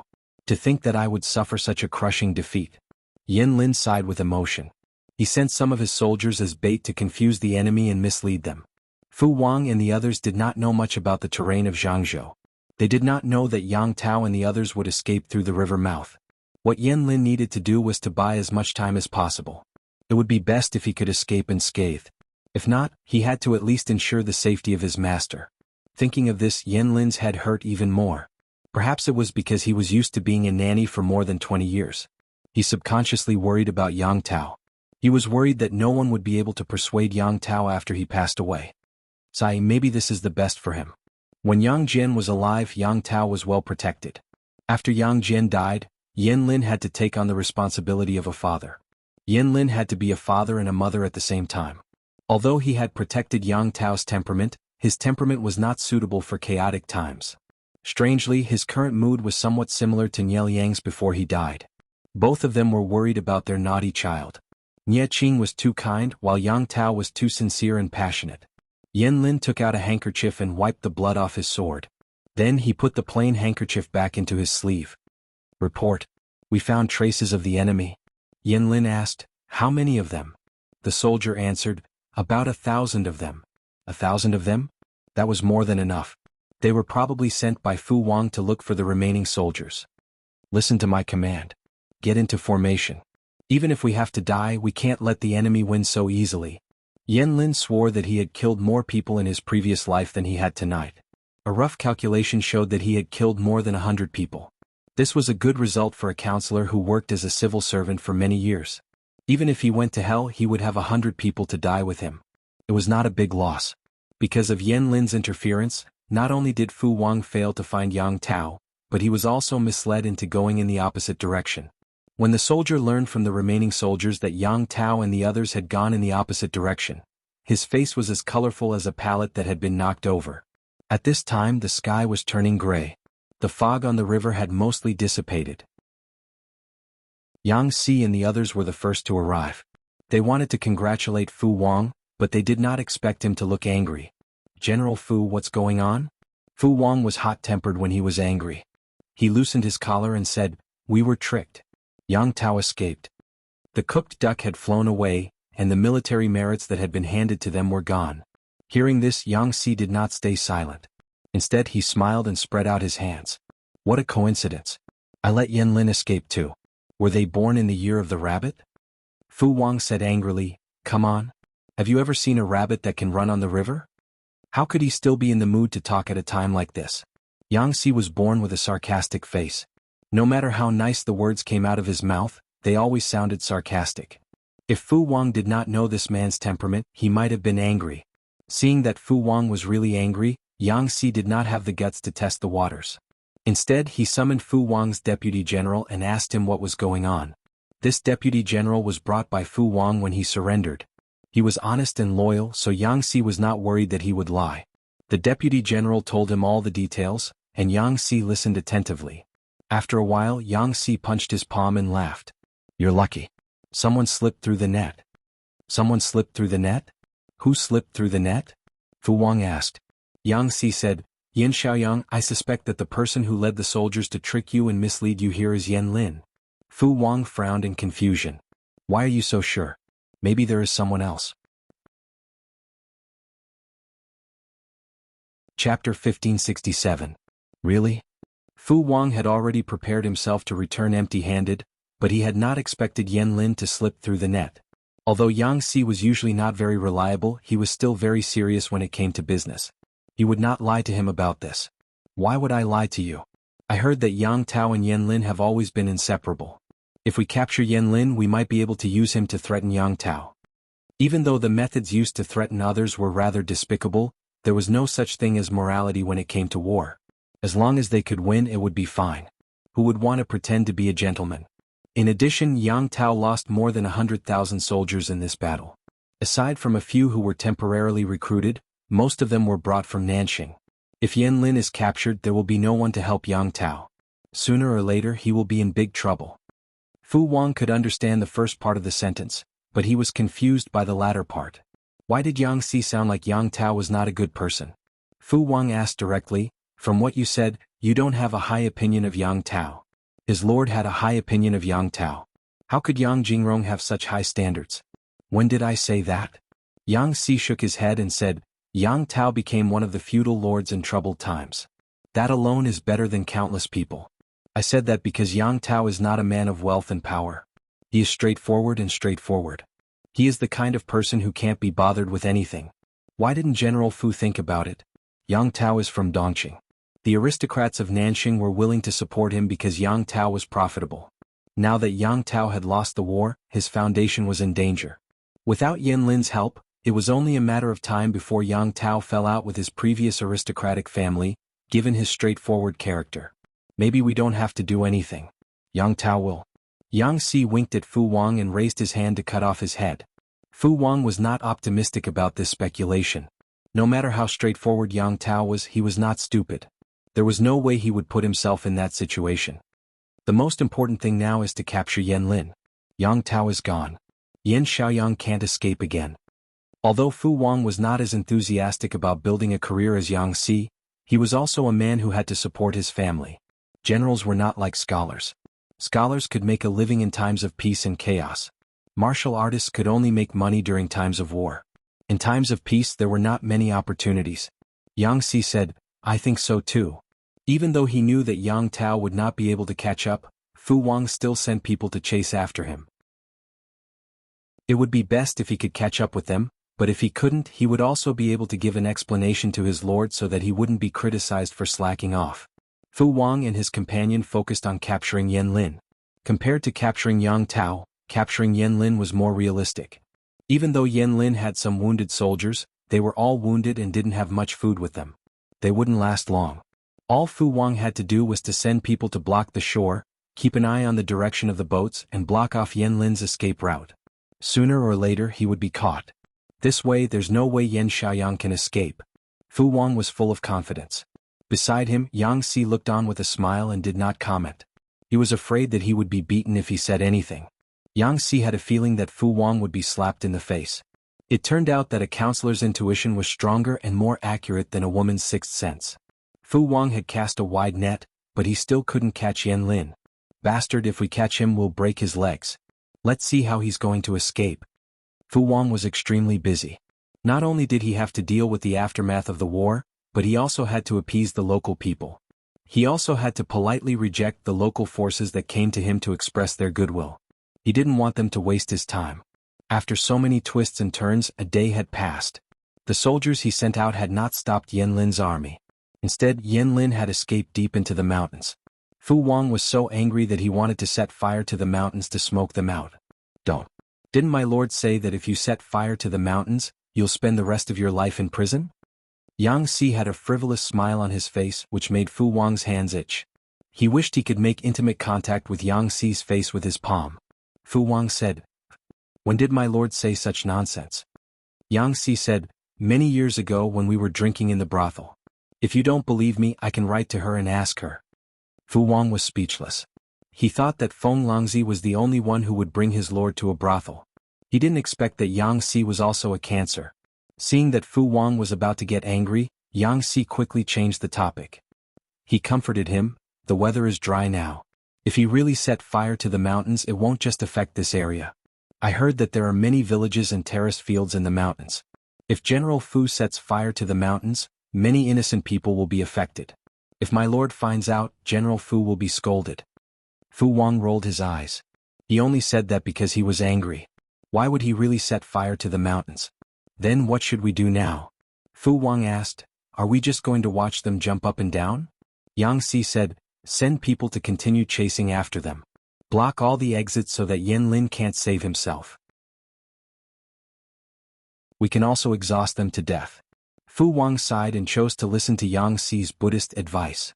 Just as Yang Si said, the biggest problem for Yan Lin and the others was food. They only had enough food for one day. After that, they would have to kill horses to fill their stomachs. They also had to climb mountains and cross rivers, which was more exhausting than usual. At this rate, they wouldn't last more than a few days. However, that was not the worst news. The enemy had obviously seen through Yan Lin's plan. They had arranged a large number of soldiers everywhere. Yan Lin couldn't break out of the encirclement with his current manpower. If they took the land route, all the passes would be heavily guarded. If they took the water route, all the ports would be guarded too. There was no way to borrow a boat. It seemed like a dead end, but Yan Lin didn't give up, let alone admit defeat. "I know the situation. It's good that my lord is safe and sound." As soon as Yan Lin finished speaking, he felt a sharp pain from the wound on his left shoulder. He frowned in discomfort. The wound was caused by a stray arrow when he was being chased by the enemy. It wasn't a serious injury normally, but there were no medics, no medicine, not even water to clean the wound. He could only bandage it hastily to stop the bleeding. The weather was hot, and Yan Lin's armor was heavy. The edge of the wound began to itch and turn red. It looked like it was going to fester. However, Yan Lin couldn't care less. He forced himself to lead hundreds of soldiers deep into the mountains to find their destination. If there were no boats, they would make their own. The bamboo here was perfect for making bamboo rafts. With bamboo rafts, they didn't need to go to the shore. They could leave by water in the dark. Even though it was a risky move, it was better than waiting for death. There was strength in numbers. They managed to survive for 3 to 4 days by killing horses, digging weeds, and hunting beasts in the mountains. They had to be careful in case the enemy found them. When the bamboo rafts were ready, Yan Lin asked the rest of the soldiers if they wanted to stay. Those who didn't want to leave were dismissed. Even though Yan Lin had a high reputation in the army, the soldiers were just ordinary people. They had lost their morale after days of wandering. There was no internal strife because the soldiers were still alive.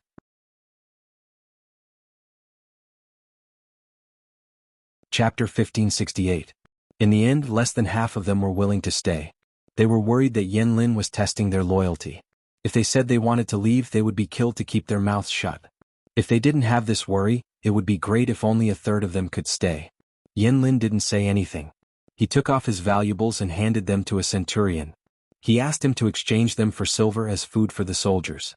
The centurion trembled as he took the jade pendant, jade flute, and some gold from Yen Lin. Tears rolled down his cheeks. They bowed to Yen Lin and said their blessings, choking with sobs. Yen Lin heaved a long sigh. He ordered his men to push the bamboo raft into the water. It was getting dark.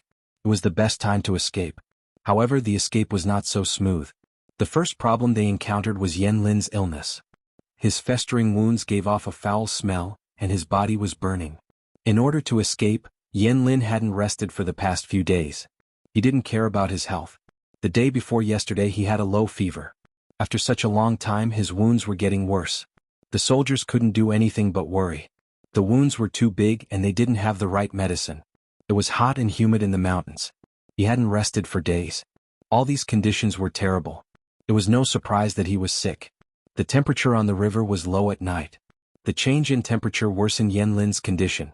The soldier on the same raft raised his hand to touch Yen Lin's forehead. The moment he touched it, he was shocked by the temperature. "It's okay." Yen Lin looked a little distracted, but he forced himself to say, "Follow the plan. Don't waste time." He dismissed the soldiers who didn't want to leave with him. They would be caught by Fu Wang's troops after they left the mountain. They would be able to find out where Yen Lin and the others were after a little interrogation. How could the raft be faster than a warship? If they didn't hurry, they wouldn't be able to escape. In fact, Yen Lin could have prevented this from happening. He could have killed all the soldiers who tried to leave just as the soldiers feared. He didn't do that, not because he was too soft-hearted, but because it was unnecessary. The remaining soldiers had little morale left. If he killed more soldiers, the hundreds of them would be in chaos. "Counselor, your forehead is very hot. If it keeps burning, won't it?" Yu Jiang silently swallowed the words he wanted to say. If they didn't do anything about it, Yen Lin would either become an idiot or die. Of course, it could also turn into pneumonia, but there was no such saying in this era. The deputy general didn't respond to him, because Yen Lin couldn't stand the protests of his body and passed out. Even in his coma, he could feel himself being in a furnace for a while, thrown into an ice house for a while, shivering all over. Then he felt as if his body was thrown into the deep sea and kept sinking. His surroundings were getting darker and darker. His consciousness was getting more and more blurry. The deputy general's call was more like a faint whisper from the distant sky. No matter how hard he tried to concentrate, he still couldn't hear it clearly. On the other hand, seeing that Yen Lin was getting worse, Si Jiang had to make a decision. He had the rest of the soldiers push the bamboo raft to the planned location. If they were lucky, they might be saved. A soldier said hesitantly, "If we encounter an enemy," Si Jiang gritted his teeth and said, "Then surrender. I don't think the Lord and the military counselor will blame you." They had tried their best, but fate refused to grant them their wish. If the wounded soldiers surrendered, they might be able to live. If they resisted, they would lose hundreds of lives for nothing. The soldier asked again, "What about the general?" The deputy general said, "The military counselor's injuries are serious. He has a fever all over his body. We need to go ashore and find a doctor as soon as possible." The soldier felt that something was wrong. They finally had a chance to escape. If they stayed to find a doctor, they might expose their identities. The deputy general understood this, but he also knew that if Yen Lin died, they would have to face the furious lord when they returned. Besides, it would be a shame if the military counselor died here. If the heavens had eyes, they would definitely be able to turn the situation around. Si Jiang decided to give it his all. Could the result be worse than Yen Lin's death and his own death in battle? Let's try. There's still hope. Si Jiang took Yen Lin on the raft and left the main group. The future was bleak, and the only thing that kept him going was his determination. After rowing for a long time, Si Jiang and Yen Lin finally reached the shore. There was a small fishing village in front of them. Si Jiang thought to himself, "I hope there's a doctor here, even if it's a mediocre one." Even though he knew that the possibility was not high, he believed that the heavens must have eyes. The fishing village was not big. There were only about 30 families and about 100 fishermen. Because there was no entertainment and oil was expensive, most people worked at sunrise and slept at sunset. It was already past midnight, and the fishing village was shrouded in darkness. To prevent their identities from being exposed, Si Jiang took off the raft and their armor and hid them in the reeds. Then he carried Yen Lin into the village. Is anyone here? Is there a doctor in the village? Si Jiang knocked on the doors of several families. Either no one answered or he was scolded. The cowardly ones pretended to be dead. Yes, Si Jiang tried one house after another. When he reached the seventh house, which was near the edge of the village, the owner of the house opened the door. It was dark, but he could vaguely recognize the owner of the house. It was a short woman. The woman glanced at them and said grumpily, "Come in. Don't knock. The villagers might get angry and beat you to death." Si Jiang stood at the door, not daring to go in. The woman turned around and lit an oil lamp. She asked, "Why don't you come in?" The deputy general blinked and secretly clenched the dagger hidden in his sleeve. "Isn't the person on your back sick?" The woman said, "I'm a doctor." The deputy general was surprised. How did the woman know he was here for a doctor? The woman said angrily, "Are you stupid? Just now you were knocking on every door, howling and crying. It's not like I'm deaf." The deputy general's face turned red. Fortunately, his skin was dark, or it would have been embarrassing. Thank you, doctor." Si Jiang hurried in with Yanlin on his back. He put the patient on an old bamboo mat. The young lady did not talk nonsense. She lit up several oil lamps in a row and could barely see the patient's condition. Yanlin had been so busy that he didn't have time to take care of himself. His hair was messy and his face was stained. It was hard to tell what he looked like. However, the woman could see that he was handsome. He must be a handsome man after washing up. This kid looks promising. Too bad he's a soldier. The deputy general said, "What's wrong with being a soldier?" The woman took off Yanlin's shirt and pointed to the wound. "He's a soldier who hangs his head on his belt. What's wrong with that?" The deputy general was speechless. Why did she take off the military advisor's shirt without saying anything? Chapter 1569. Seeing that Si Jiang was still standing there in a daze, the young lady said angrily, "What are you doing? Go and boil some hot water." Si Jiang had never seen such a disrespectful woman, but he still counted on the doctor to save his life, so he didn't dare to disobey. "I'll go boil the water now. Please wait a moment, doctor." Si Jiang fumbled to boil a pot of hot water. Fortunately, there were a lot of dry firewood and withered grass near the stove, which saved him a lot of effort. After searching for a long time, he finally found a relatively clean wooden basin for cutting vegetables. He rinsed it with clean water and filled it with boiling hot water. When he came back, he was almost scared stiff and almost asked, "What are you doing?" Si Jiang couldn't help but pull out his dagger, but he didn't dare to act rashly because Yanlin's military counselor was still in her hands. "What am I doing? I didn't do anything to him." The young lady was very calm and didn't forget to flirt. She said, "As you can see, I don't have clean gauze in my house. I saw that his clothes were made of good material, so I cut them off and soaked them in hot water to disinfect them." "Si Jiang," the young lady asked, "is the water I asked you to boil done?" Seeing that the young lady didn't want to kill him, Si Jiang put away his dagger and replied, "It's done. Bring it over when it's done. The conditions here are poor, so we can only use hot water for simple disinfection." Si Jiang didn't understand the latter part, but he understood the first part. He obediently brought the wooden basin over and put it within the young lady's reach. He muttered in a low voice, "My master has a family." The young lady had sharp ears. She said, "I didn't strip him naked. What do you mean by looking like I've ruined his innocence?" Si Jiang didn't dare to retort. He stared at the young lady's movements without blinking. The hem of his military counselor's clothes had been cut off by the young lady, and the pieces were piled up on the side. She soaked the cut cloth in hot water several times before picking it out with chopsticks and wringing it out slightly. "There's no hydrogen peroxide or salt water in this broken place. How can we wash the wound?" The young lady tucked her hair behind her ears with her free hand and wiped the rotten flesh around the wound with a piece of cloth with the other hand. At the same time she commanded the deputy general, "Is there still hot water in the pot? Go and cool the hot water. It can barely be used to clean the wound. Then go and get the vinegar from the kitchen." Si Jiang was dumbfounded. Shouldn't doctors feel the pulse and prescribe medicine? One moment he was boiling water, the next moment he was cooling it, and the next moment he was bringing vinegar. Si Jiang couldn't help but say, "Are you planning to wash my master and cook him in a pot, not forgetting to add vinegar to enhance the flavor?" The young lady's hand paused and she almost poked Yanlin's wound. She turned her head and rolled her eyes at the deputy general. "I told you to go, so go. Are you the doctor or am I the doctor?" The boiling water could barely be used to clean the rotting wound, and the vinegar was used to physically cool it down. If you don't understand, then shut your mouth. No one will treat you as a mute.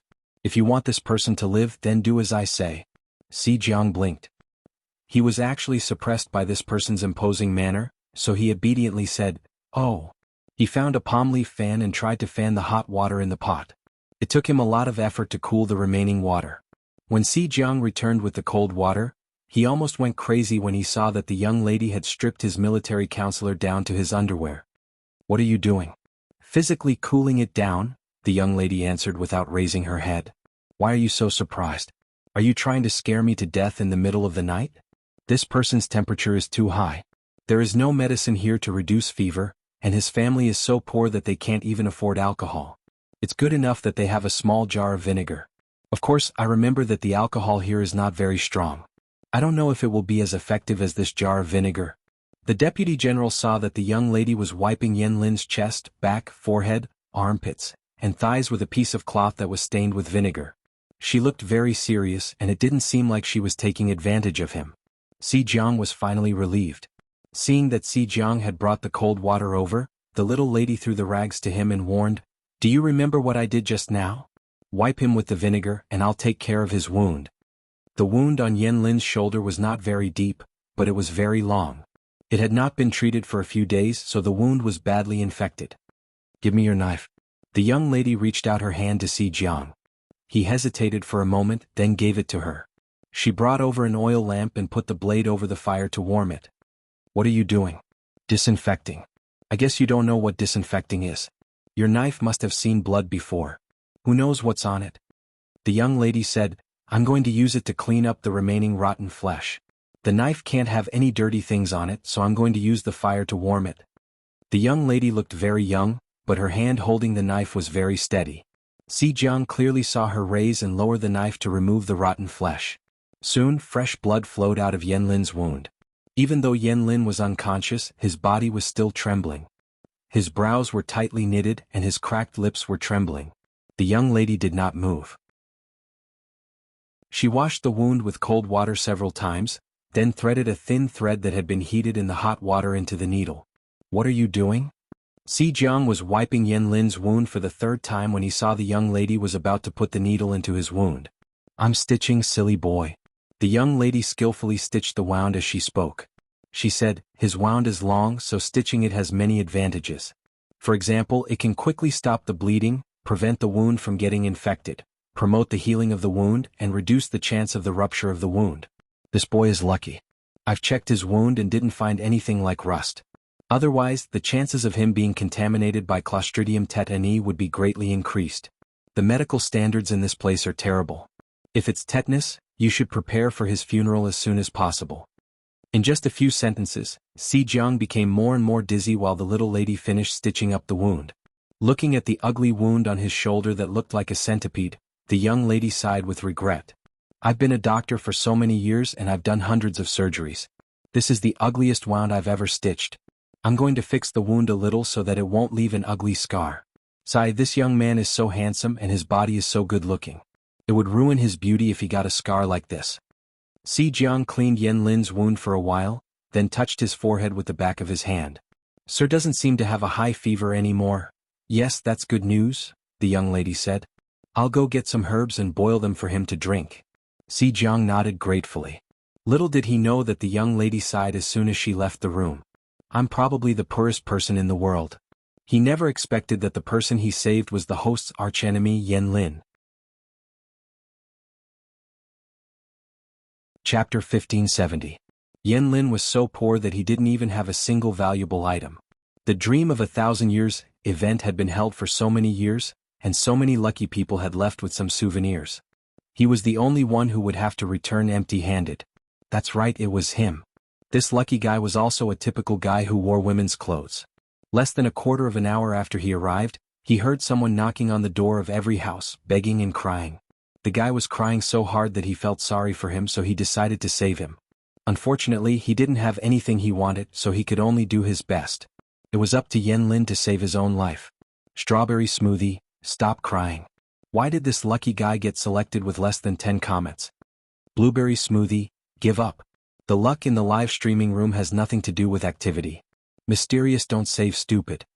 As a regular streamer, many of the IDs of the big shots looked familiar. Only this time the lucky guy was a stranger. He had only managed to get a spot in the live streaming room for more than 10 years. He had only made 8 comments and his ID was, "Medical can't save stupid." I didn't want to make so few comments.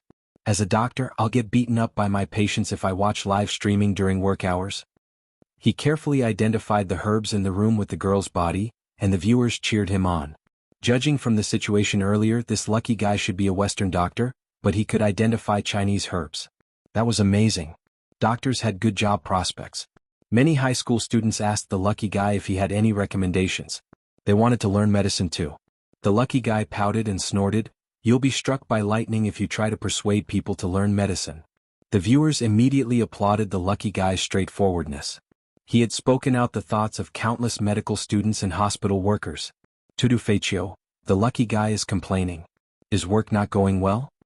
The viewers liked to chat, but they were more interested in digging up gossip.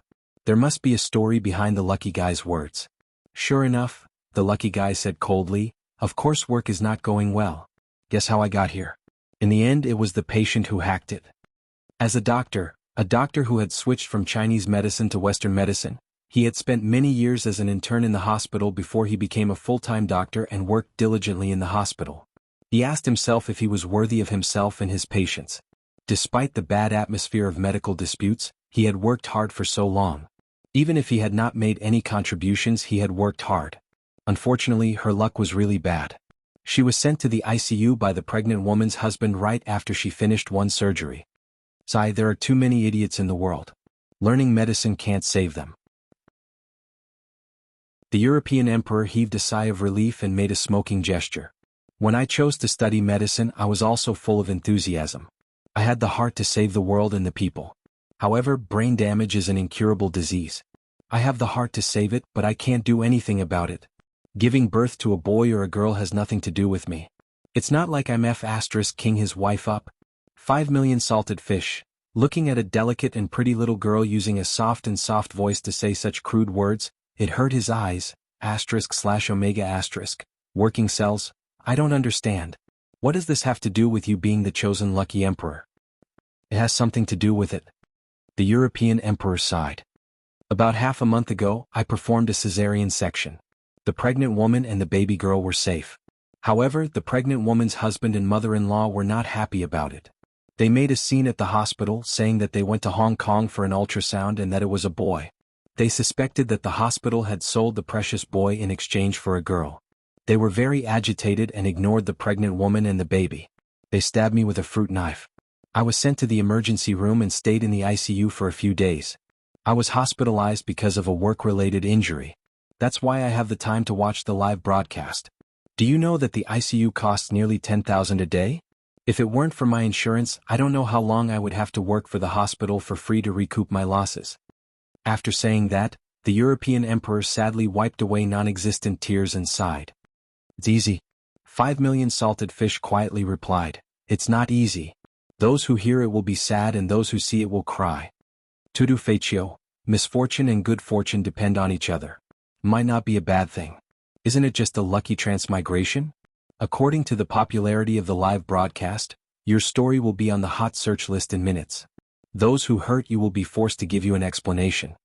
The European emperor was not a person who liked to be stubborn. Although he had suffered an unexpected misfortune, he would not give up his favored job because of fear of choking. The salted fish were no longer jealous of the European emperor after hearing what happened to him. After all, this was what the European emperor deserved. This body belonged to the village's barefoot doctor. Whenever the villagers had a headache or fever, they would come to her. Therefore, there were many common herbs in the house, most of which were used to treat headaches and fever. The European emperor prescribed some medicine for Yan Lin's fever and asked the general to take it to the kitchen. The European emperor said, "His wound should not be moved. Let him rest here for a while." Although the European emperor could only stay for 12 hours, this body belonged to the barefoot doctor. Minor illnesses could be treated. The general carefully brought the hot medicine to Yan Lin. He blew on it to cool it down and fed it to Yan Lin. Hearing the European emperor's suggestion, the general looked a little hesitant. The longer he stayed, the more likely his identity would be exposed. However, the military advisor's condition made it difficult for him to move. The European emperor knew who they were, so he wisely chose to keep quiet and did not ask any more questions. On the other side, Yen Lin dismissed the soldiers who were willing to leave. The soldiers exchanged the things he gave them for money and were ready to leave. However, they could not hide their whereabouts from Fu Wang's troops. They were soon caught and interrogated. Some of them refused to confess, but others were afraid of death. Faced with all kinds of torture devices in the cell, they were so scared that they almost wet their pants. I'll tell you. Don't kill me. Some of them couldn't help but confess. The others gave up to save their lives. Fu Wang then realized that Yen Lin had brought his men into the mountains to look for bamboo to make bamboo rafts to escape. The moment he got the news, he sent his troops to chase after them. In the middle of the night, they caught another group of soldiers who had escaped, but Yen Lin was not among them. Where did Yen Xiaoyang go? Fu Wang was not a good-tempered man. He chose to use violence to force them to talk. Heaven would reward those who waited. Finally, he found out the truth.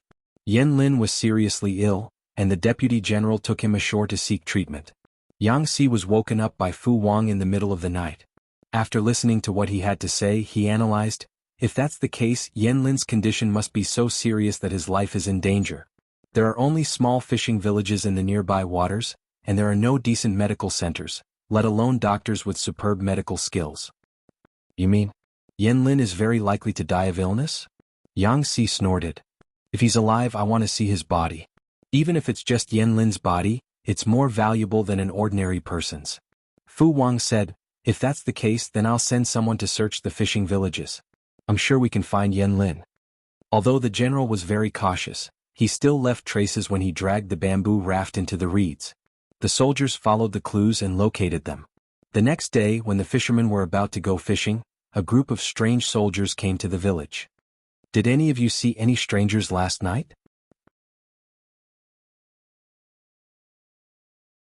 Chapter 1571. The fishermen didn't care who had sneaked into their village as long as they didn't get involved. Out of self-protection, they quickly told the police where Yen Lin and his wife were. At the same time, they were looking forward to it. The arrest had caused such a big commotion. Maybe the two escaped criminals were sentenced to death. If they reported them, they might even be rewarded. The fishing village was small, so the commotion at the entrance would spread to the other end of the village. When the soldiers arrived at the fishing village to question people, Lucky Emperor, who was out drying his medicine, realized that they were here for Yen Lin. After standing still for 3 seconds, he decided to pretend that nothing had happened. He lowered his head and continued drying his medicine. 5 million salted fish stayed up with him for a long night. He told Huang that the medical dispute that happened in his hospital had reached the top of the hot search list at the speed of a rocket. The weird husband, daughter-in-law, and mother-in-law of that family had also been dug out and hung on the wall with their names. It was illegal to search for human flesh, but Lucky Emperor wasn't a saint. He appreciated the salted fish's good intentions. The family had shamelessly accused the hospital of swapping the baby. They refused to admit their mistake and refused to pay for the medical treatment and surgery fees. The hospital didn't want to make a big deal out of it, so Lucky Emperor had to suffer. In order to pay for the surgery, he had used all his savings from his years of work. People who didn't know the truth would think that doctors were so rich that their family would rush to give them red packets whenever they performed a C-section. They didn't know that the hospital had its own rules. There were doctors and family members like that, but they couldn't condemn all doctors. He was on a fixed salary. The family members gave him red packets to make them feel at ease. They thought that the doctor would take extra care of the pregnant woman. He knew this rule. He accepted the red packets to make them feel at ease. He gave them back after the surgery to live up to the oath he made when he was studying medicine. Therefore, he could only count on his salary. Every month, apart from his basic necessities and a fixed deposit of 1,000 yuan, he transferred the rest of the money to his parents. Hearing the salted fish say that the family had been hung on the wall, Lucky Emperor couldn't help but gloat. Fan Ziwu, I saw the news. I thought it was the man and his family that were weird. I didn't expect the woman to be weird too. Poor girl who reincarnated into their family. In order to prove their innocence, the hospital paid for a paternity test. The family said that the hospital and the DNA testing agency were in cahoots with each other and forged the report. In other words, why didn't this family of sticklers kidnap a monkey to the heavens? Tong tong de, Humph, discriminating against women is the saddest thing, especially when this woman was a mother. She was so angry that she exploded on the spot. Poor girl, she was born into such a family. What would she do in the future? When the European king told them about his experience, the salted fish automatically imagined him as a weak and helpless mother. When the resourceful salted fish dug up all the information about them, he realized that the mother was also a genius among geniuses. It was said that the mother-in-law planned to stomp the child to death after taking it home, so as not to delay the birth of a second child. The child's mother sadly chose to stand by and watch. In the end, it was the neighbor who realized that something was wrong and saved the child. When the neighbor called the police, he was also threatened by the family. They had seen strange people, but they had never seen such strange people. How did they sneak into the human path from the animal path? Today was the best day in Europe. He was humming a tune as he dried the medicine. The group of soldiers in the distance surrounded her and approached her. The salted fishes were stunned when they saw that Lucky Emperor wasn't going to warn them. Jasmine Qingxiang, no, Mr. Lucky Emperor, aren't you going to wake them up? The European king smiled. I saved them because I'm a doctor. As a doctor, I can't just leave them to die. Yan Lin's injury is almost healed, and the rest is not my job as a doctor. I don't want to get involved in this. Also, if I wake them up, the owner of this body will be beaten into an ally. The host is not at the Zhangzhou battlefield, so he can't protect the little girl. I'd better not force myself. Although the European king was a salted fish, he was not a man without principles. He liked Yan Lin, but no matter how much he liked his idol, he couldn't sacrifice an innocent life. The best thing to do was to pretend to be deaf and dumb and stay neutral. Yan Lin was still unconscious in the room. The general had been taking care of him all night and was exhausted. He wouldn't wake up anytime soon. A man, who was probably a centurion, approached the European king and said, "Someone said that you took in 2 suspects last night?" The European king was about to answer when he saw a few soldiers entering the room to arrest the suspects. The corner of his mouth twitched. They were already in the room. Wasn't it unnecessary to ask him? There were indeed 2 people who came to seek treatment last night. What's wrong? The centurion knew from the villagers that the European king's body was a barefoot doctor in the village, so he didn't blame him. There was a sudden shout from inside the room, followed by the sound of fighting. It didn't take long for it to calm down. Soon, the deputy general's hands were twisted behind his back and tied up. He was escorted out of the room.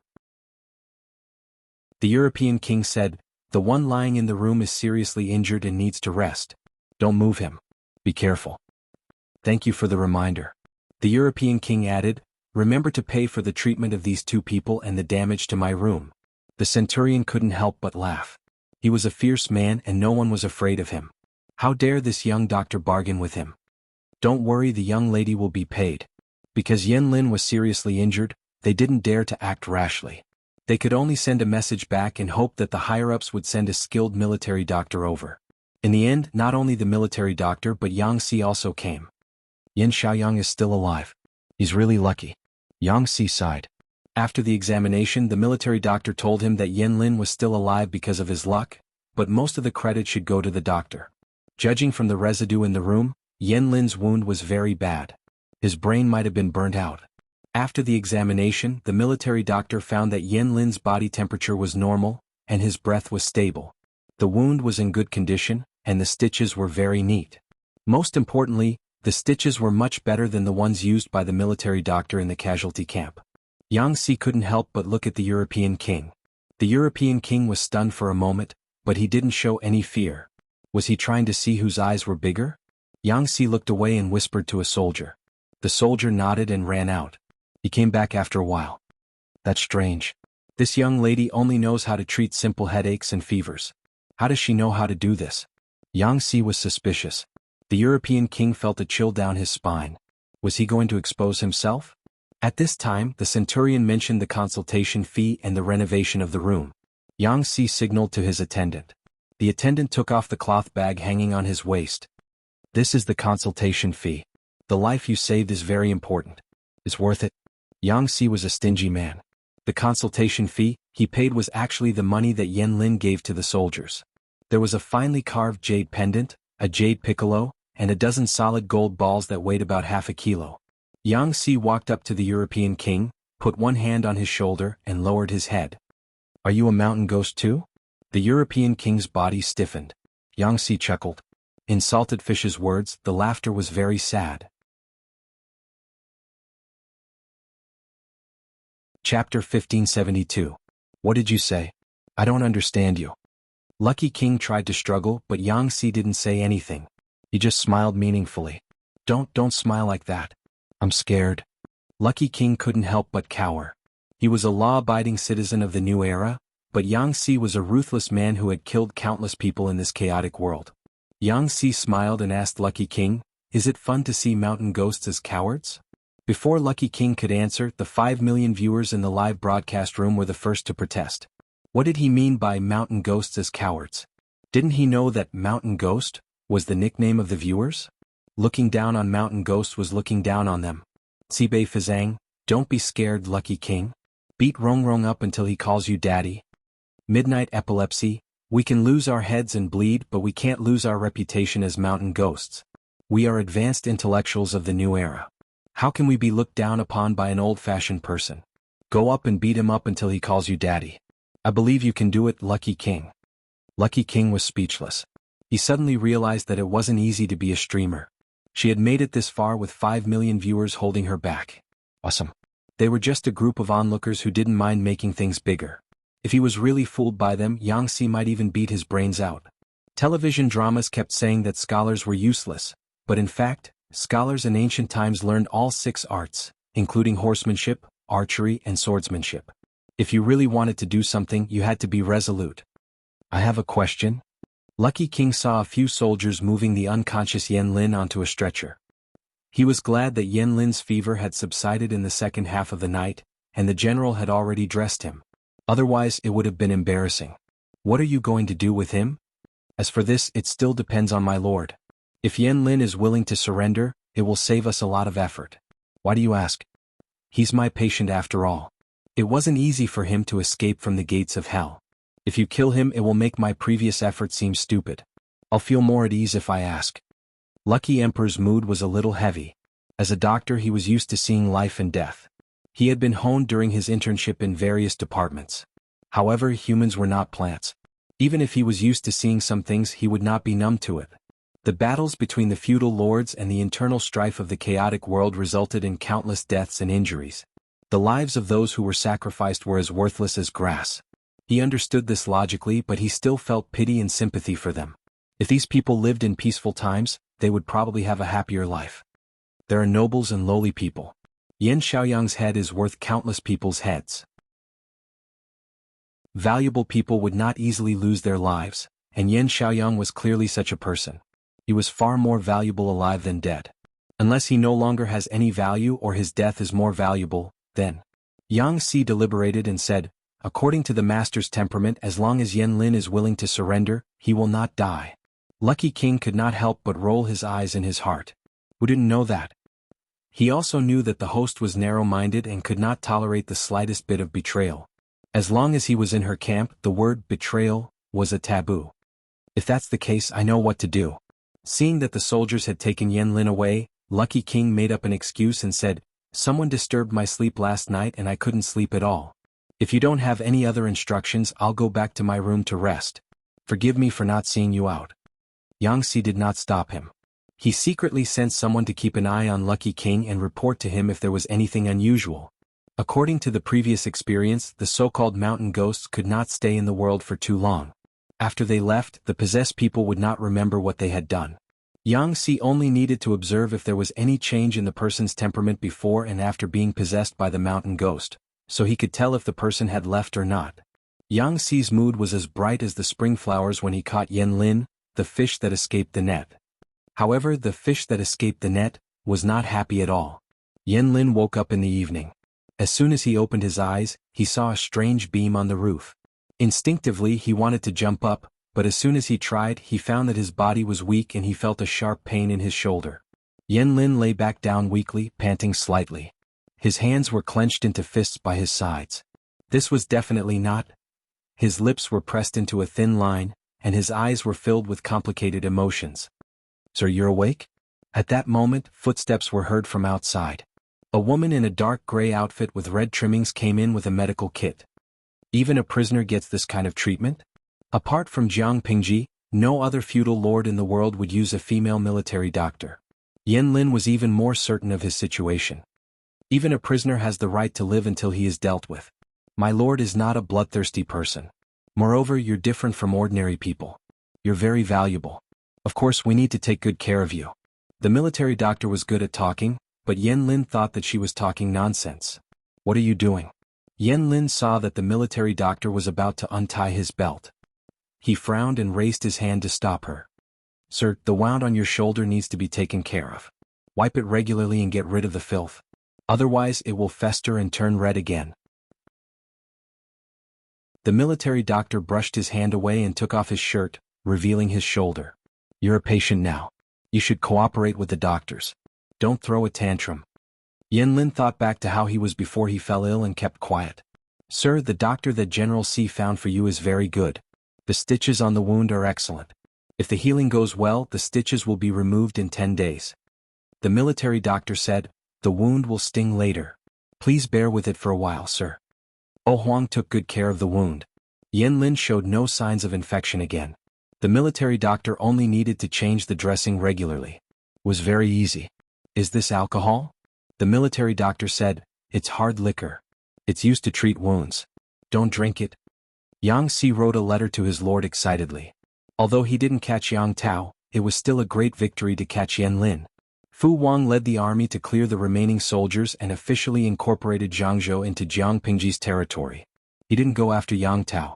Instead, he listened to the military counselor's plan. He rested and rested, waiting for the enemy to die. About 10 days later, the military doctor removed the stitches on Yan Lin's shoulder. Young people tended to recover quickly. Other than losing a few pounds, Yan Lin was doing fine. Yang Si asked the military doctor in charge of Yan Lin, how is he? How is his recovery? The military doctor answered honestly. Yan Lin was recovering well. However, the wound was too long. If he moved too much or was too emotional, it might rupture. Yang Si said with regret, is that so? What a pity. The military doctor asked curiously, what a pity? Yang Si said, I have a piece of bad news that will make him fly into a rage after hearing it. One Buddha is born, 2 Buddhas will ascend to heaven. But you said that he hasn't fully recovered yet. If I tell him, the wound will rupture again. Won't that cause more trouble for you? The military doctor was speechless. He had heard that scholars were evil, but he didn't expect them to be this evil. Chapter 1573. What news could Yang Si possibly have that could make Yan Lin so furious that he was about to fly into a rage? The doctor suppressed her curiosity and focused on her work. Every time she changed Yan Lin's bandages, she would show a strange expression. These fellows who were able to become strategists in troubled times, whether it was observation or analysis, were simply not something an ordinary person could imagine. After a few days, Yan Lin finally couldn't help but ask the doctor for more information. What happened outside? The doctor had just changed the bandages and was about to pack up and leave so that Yan Lin could rest. Suddenly hearing this question, she couldn't help but be startled. It wasn't that she was startled, but that she was flattered. She had been taking care of Yan Lin for a long time. Except for the first few words they exchanged on the first day, Yan Lin had been indifferent the rest of the time. Occasionally he would reply with, oh, or, it doesn't hurt. She couldn't expect him to initiate a conversation. Did the sun rise from the west today? Sir, were you talking to me? The doctor looked at Yan Lin, who was sitting up, and couldn't help but confirm. There are only 2 of us in the room. If I wasn't talking to you, would I be talking to a demon? There was a hint of mockery in his words, but it didn't give off an offensive or rude feeling. The doctor asked, Sir, why do you ask? Yan Lin straightened his clothes and fastened his belt. No one would have guessed that he was a prisoner. He looked more like a respectable young master than a prisoner. From a doctor's point of view, Yan Lin was definitely a patient who was very cooperative. It was also very comfortable to take care of him. With the patient's cooperation and the doctor's efforts, Yan Lin's injuries recovered quickly. He was able to walk a few days ago. Except for the fact that he couldn't do any strenuous exercises or carry heavy objects, he was no different from an ordinary person. Yan Lin said, You've been changing the bandages these days. You look strange. Something must have happened outside. It has something to do with me. The doctor was speechless. Was she really that obvious? But, sir, please don't make things difficult for me. I don't know what happened, and even if I did, I wouldn't tell you. The doctor refused directly. She said, "The military camp has its rules. I can't tell outsiders without permission. Please forgive me." Yan Lin remained calm. He was not surprised by the doctor's answer. If the military doctor revealed the news without hesitation, he would be mocking Jiang Pingji for not being strict with her subordinates. "If that's the case, please find someone who can talk to you," Yan Lin said in a self-mocking tone. "Since I'm already a prisoner, I should be treated like one.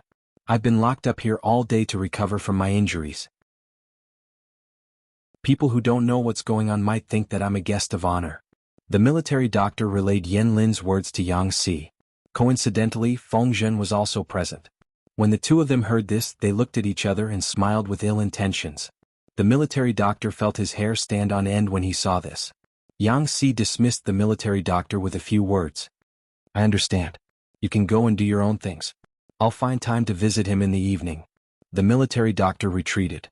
Feng Zhen, who was sitting on the side, tapped his palms with his closed golden fan. "Are we really going to tell Yan Lin?" Yang Si smiled and said, "He'll find out sooner or later. The earlier we tell him, the earlier he'll give up.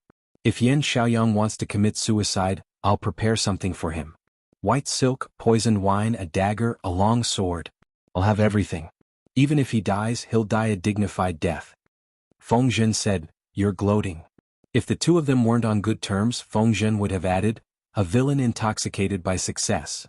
Of course, if he said that, Yang Si would probably hold a grudge against him. Who knew when Yang Si would cause trouble for him? Yang Si straightened his chest and said confidently, "I'm gloating." Therefore Yang Si went to see Yan Lin in a gloating mood. It was obvious that Yan Lin wanted to see him, but when Yang Si came, he didn't say a word. Seeing this, Yang Si decided that silence was golden. He wanted to see how long Yan Lin could hold it in. Neither of them spoke first. They just drank their tea in silence. Finally, Yang Si couldn't hold it in anymore. More than half of the tea on the table had gone into his stomach. If the stalemate continued, he wouldn't be able to hold it in anymore. "I heard that you wanted to see me. What's the matter?" Yang Si spoke first. His tone was very unfriendly. "I want to ask about two things, of course." Yan Lin was very straightforward. "What do you plan to do with me? How is my lord?" These two questions are not difficult to answer. Yang Si didn't deliberately keep Yan Lin in suspense. He said straightforwardly, "As for how to deal with you, it's up to my lord to decide. I'm just a small military advisor. I don't have the right to overstep my lord's authority, let alone make decisions for my lord. As for your lord Yang Tao, he's not in a very good situation. A few days ago I received a piece of news. It has something to do with you and your lord Yang Tao. However, the military doctor said that your injury hasn't healed yet. I was afraid that your injury would worsen if you heard about it, so I kept it a secret for you." Yang Si looked like he was doing this for his own good, but Yan Lin didn't buy it. He said indifferently, "It doesn't matter. I've recovered from my injury. Tell me what you want." Yang Si suddenly revealed an unfathomable smile, all the malice written on his face. "I wonder if you've heard of this saying, 'Those who are not of our race will always have a different heart.'" Yan Lin said, "Of course I've heard of it. What do you mean by that?" The foreign tribes near Dongqing and Nanxing were the 4 tribes of Nanman and the 3 tribes of the northern borderline. Both of them had been wiped out. How could they still cause trouble? This saying comes from Zhuizhuan. It says, "Those who are not of our race will always have a different heart. Although Chu is big, those who are not of our race will never be willing to be with us." This tribe is not a tribe of ethnic groups but a clan. This saying can not only be used for clans and ethnic groups, but it can also be used for countries. Yang Si said with a smile. Yan Lin clenched his fists on his knees. He had a vague guess in his mind. And then? Yang Si said, "Yang Tao was born in Dongqing. He treated the old officials of Dongqing very leniently. This has already made the gentry from Nanxing extremely dissatisfied. Now that the battle in Zhangzhou has failed, Yang Tao has lost more than 100,000 soldiers. Most of these soldiers, except for a few who were recruited from Zhangzhou, were brought from Nanxing. What will the gentry from Nanxing who sided with Yang Tao think after losing so many soldiers? The conflict between the two has become even more intense. If there is an external force at this time, Yang Tao will be in a very dangerous situation." Yan Lin's eyes turned cold. "External force?" Yang Si waved his hand and said, "Don't look at me like that. My lord is an upright person. He would never do such despicable things." Yan Lin snorted. Even a ghost wouldn't believe Yang Si's words. However, Yanlin also knew that Jiang Pingji couldn't have done this. And Shui. Yanlin's heart skipped a beat. He spat out two cold words.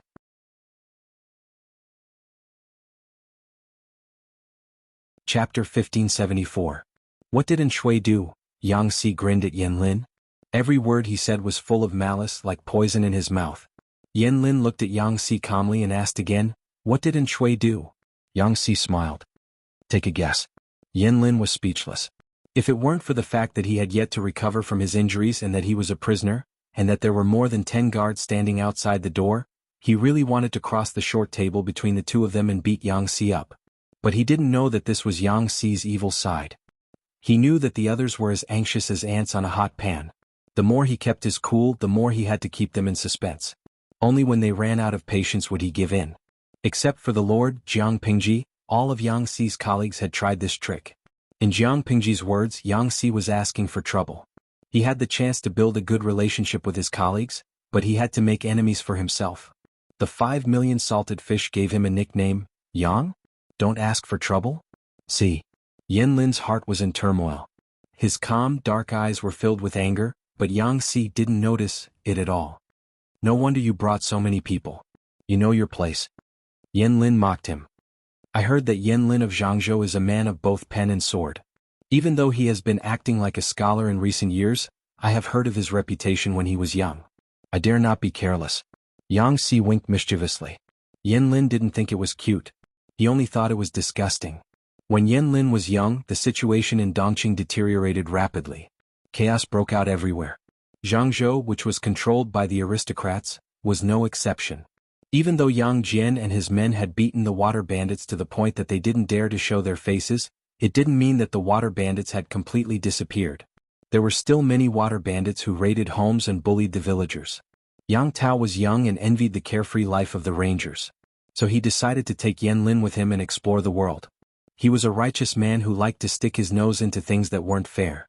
Every time he did, he would be hunted down. At this point, most people would have thought that the two of them were just Yang Tao killing monsters to attract aggro, and Yanlin killing them to gain experience. That wasn't true. In the years that they were rangers, most of the pirates were killed by Yanlin. Yang Tao thought that the water bandits could turn over a new leaf by surrendering, but Yanlin did not give them a chance to speak. In a group fight, Yanlin could also fight well.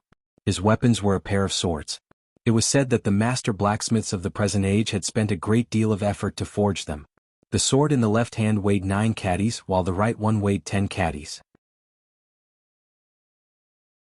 The two swords added together were much heavier than the weapons of ordinary warriors. It was very strenuous to carry them, not to mention using them to kill enemies. When Yang Si heard Feng Zhen talk about this gossip, he couldn't believe it at all. Feng Zhen said, "Believe it or not, it's up to you. Remember to bring more people with you when you provoke Yanlin. Otherwise I'll have to collect your corpse." Therefore, when Yang Si saw Yanlin, his first reaction was to look at his face. His eyes moved from his shoulders to his arms to his hands to his chest. He was dressed in a scholarly robe, and his long hair was neatly combed and secured with a crown. His facial features were elegant, and his potential was outstanding. From head to toe, there was not a trace of a warrior's aura. Yanlin sneered, "If you don't want to say it, then don't say it. You can't change anything." Yang Si was speechless. This wasn't going according to the script. Yang Si was a man with a thick skin. If his face was in a story, he would definitely be the villain. He wouldn't survive more than 3 chapters. "Oh? Why don't you tell us what happened so that we can compare? I want to see if the person Feng Zisha admires is worthy of his reputation or not." Yang Si tried to save face for himself and tried to provoke Yanlin to continue the conversation. Yanlin said, "And Shui is ambitious. His strategist, Hua Yuan, is also a cunning man with ulterior motives. The epidemic that broke out during the conquest of the 4 tribes of Nanman was most likely part of their plan. They plotted against my lord Yang Tao and Lu Shi, trying to profit from the conflict. According to Shui's plan, Lu Shi would have lost many of his elite forces under the joint attack of my lord and the Nye family of Zhongzhou. That way, he could hide in the back and take advantage of the situation to devour the 3 families. Who would have thought that Lu Shi would win in the end? How could Shui sit still? He must have made a move. How many people in the world were watching the 2 battlefields? No one could have imagined that the ending would be like this. Jiang Pingji's family defeated the Yang and Ye families. She still had some troops left. The Yang and Ye families were greatly weakened. Niel Yang died of illness at the front line. More than 200,000 elite troops died at Zhanjiang Pass. Yang Tao lost Jiangzhou because of a mistake and lost more than 100,000 troops. How could Shui sit still in the face of such a situation? If he allowed Jiang Pingji to devour Yang Tao, he would be the next one to die. To save himself, Shui could only change his original plan. He went from behind the scenes to the front and joined the battle. He could either join forces with Yang Tao or take over Yang Tao's territory and troops. If he joined forces with Yang Tao, Shui still needed to support Yang Tao's troops and supplies. Even if he won against Jiang Pingji, he would still have to fight with Yang Tao, who had recovered his strength. If he chose to devour Yang Tao, it was equivalent to nipping his future enemy in the bud. Both options had their pros and cons. On the whole, the benefits of the latter were greater than the former. Yang Tao was half dead now. He did not have many troops left. He was in dire need of supplies and supplies. The Nanxing aristocrats who had supported him had many complaints about him. What about Shui?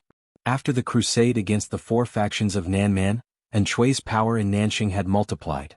His reputation had also reached its peak. He was born into the aristocrats of Nanxing. His interests were closer to the local aristocrats. In terms of status, he had more political advantages than Yang Tao. According to Yan Lin's speculation, Shui had most likely sent people to persuade the aristocrats who disliked Yang Tao.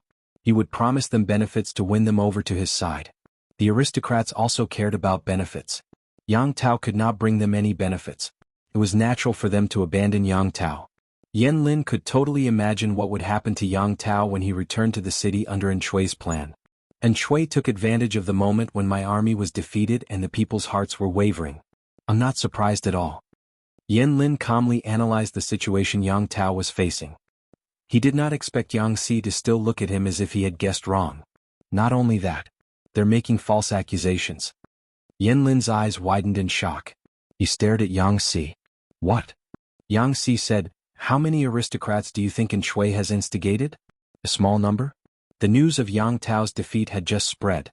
More than half of them had already switched sides. The remaining few were just watching silently. Yang Tao is not leading his army back to the Nanxing army. He's courting death. Crack. Yang Si's sharp ears heard something. He looked down and was shocked to see that Yan Lin had crushed a teacup with his bare hands. Chapter 1575. Yan Lin didn't take Yang Si's provocation seriously at first, but now he wanted to kill him. Just as he said, if Yang Si had not placed more than a dozen guards outside the door, he would have pressed Yang Si down and beaten him up. Is there worse news? Yan Lin was a calm and collected person. He rarely lost his composure, even if Yang Si's news couldn't be any worse. Yang Si smiled. Of course there is. I'll tell you. You have to stay calm. Yan Lin was silent for a while. He had asked around about Jiang Pingji's subordinates. Yang Si was one of Jiang Pingji's most important officials, so he naturally paid attention to him. He just wanted to catch the person who collected the information and give him a good scolding. The information was so inaccurate. In the information, Yang Si was described as cunning, and unruly. He didn't care about trifles. Except for his poor family background, there was nothing wrong with him. Unfortunately, Yang Si's reputation didn't live up to his reputation. It was hard to explain. Go ahead. I'm listening. Yan Lin was a man of few words. Yang Si said, when the two armies fought, Yang Tao sent his wife and son away in advance. As soon as he started, Yan Lin almost lost his composure again. Hidden in his eyes, there seemed to be a storm brewing. When Yang Tao sent his troops to fight against our army, Shui sent someone to persuade the Nanxing aristocrats. When the news of Yang Tao's defeat spread, the Nanxing aristocrats who had been hesitant, completely changed sides. To show their loyalty and to threaten Yang Tao, they detained Yang Tao's wife and son as well as your family members. Yang Si wasn't being naughty. His deep voice was like a small hammer hitting Yan Lin's heart. Yan Lin had already crushed the teacup. He had nothing else in his hands, so the table in front of him was damaged. Yang Si saw with his own eyes that Yan Lin had crushed a corner of the table when he lost control. He suddenly thought of his lord's bronze table. Yan Lin and his lord had a tacit understanding when it came to abusing tables. However, Yan Lin was a normal person. The most he could do was abuse a wooden table. He couldn't break a bronze or iron table. He concluded that his lord was not human. I heard that Yang Tao is a righteous and hot-blooded man. His wife and children are in the enemy's hands and he is in a dilemma. What will he do? Yang Si said calmly, will he abandon his wife and children, or will he surrender and wait for death? Yan Lin looked calm but he was not. His emotions were like the ocean under a thunderstorm. The waves rolled and rolled as if the world was about to be turned upside down. He knew his best friend very well. His wife, children, and younger sister were his lifelines. And Shui had really played a good hand. Yan Lin's chest heaved violently. He was so angry that his eyes were bloodshot. And Shui. How? Yan Lin had always looked down on Shui, and now he was so angry that he wanted to eat him alive. There's no point in holding a grudge against Shui now. You should take care of your health first. Seeing that Yan Lin was so angry, Yang Si was ready to do a hula dance in his heart. He added fuel to the fire. Where there's life, there's hope. And Shui was just a vile person who got what he wanted. My lord doesn't like him. Once she's done with him, Shui will be next. Yan Lin's eyes were bloodshot. Yang Si's heart skipped a beat. What a villain. Yan Lin said this while looking at Yang Si. Anyone who wasn't deaf could tell that he was insulting both of them at the same time. And Shui was a vile person intoxicated by success, but wasn't this Yang Si who was adding fuel to the fire and didn't mind making things worse the same? That's right. And Duoshi won't be jumping around for long. Yang Si didn't take it to heart. He didn't care if Yan Lin scolded him. He would have plenty of chances to get back at him when they worked together. Thinking of this, Yang Si became even more confident, and an enigmatic smile appeared on his lips. Of course, there was another way to describe this. The one who provoked him first was *TC. Yang Si's actions would not have lasted more than 3 sentences in a serious story. Yan Lin was speechless. What kind of people did the rumored Duke of Lanting gather under her banner? The worst part was that he had lost to someone like this. Rest well here, Yang Si said. I got the news a few days ago. I wanted to tell you but the doctor said that you haven't fully recovered yet. If you get angry or sad your wound might rupture. For your own good, I delayed the news until today. Yan Lin's answer was hee. Even if he didn't know that hee was the same as buying a watch last year, a cold laugh was a good way to express his mood. Yang Si wasn't a good guy either. Yan Lin wasn't stupid. He didn't believe a word Yang Si said. Wait, Yan Lin stopped Yang Si who was about to get up and leave. Yang Si turned to him and smiled. What else? Do you know where my wife and the others are being held? Yan Shuxin was Yang Tao's wife and Yan Lin's sister.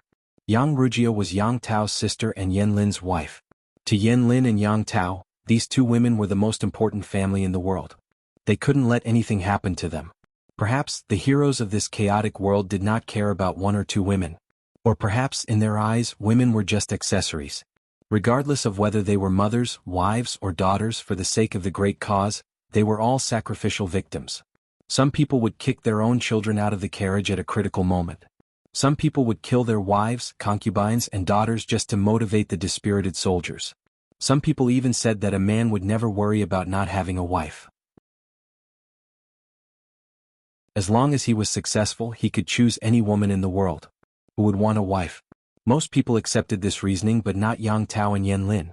They were willing to get involved in this chaotic world to protect their families. If they sacrificed them for something else, wouldn't that be putting the cart before the horse? Yang Si said, why do you ask? You're a prisoner now. Even if you're strong you can't do anything. You can't save them. Yan Lin said, if I know, I know.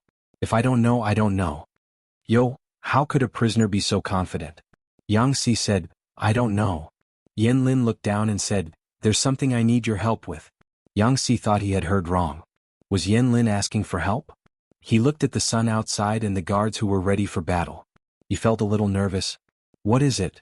Yang Si didn't dare to agree immediately. Instead he asked tentatively, why don't you tell me? Help me write a letter to the Lord. Tell him not to bow down to Shui for the sake of the Lord's wife. Yang Si was speechless. Was Yan Lin an idiot? Yang Si was on Yang Tao's side. Why would he help him? Besides, if Yang Tao didn't care about his wife, children, sister, and nephew, those 4 people would be dead. Yang Si thought for a while and asked, tell me what you're going to do. I'll consider if I should help you. Yan Lin said, stall for time and wait for news. Yang Si was confused. What was the difference between telling him and not telling him?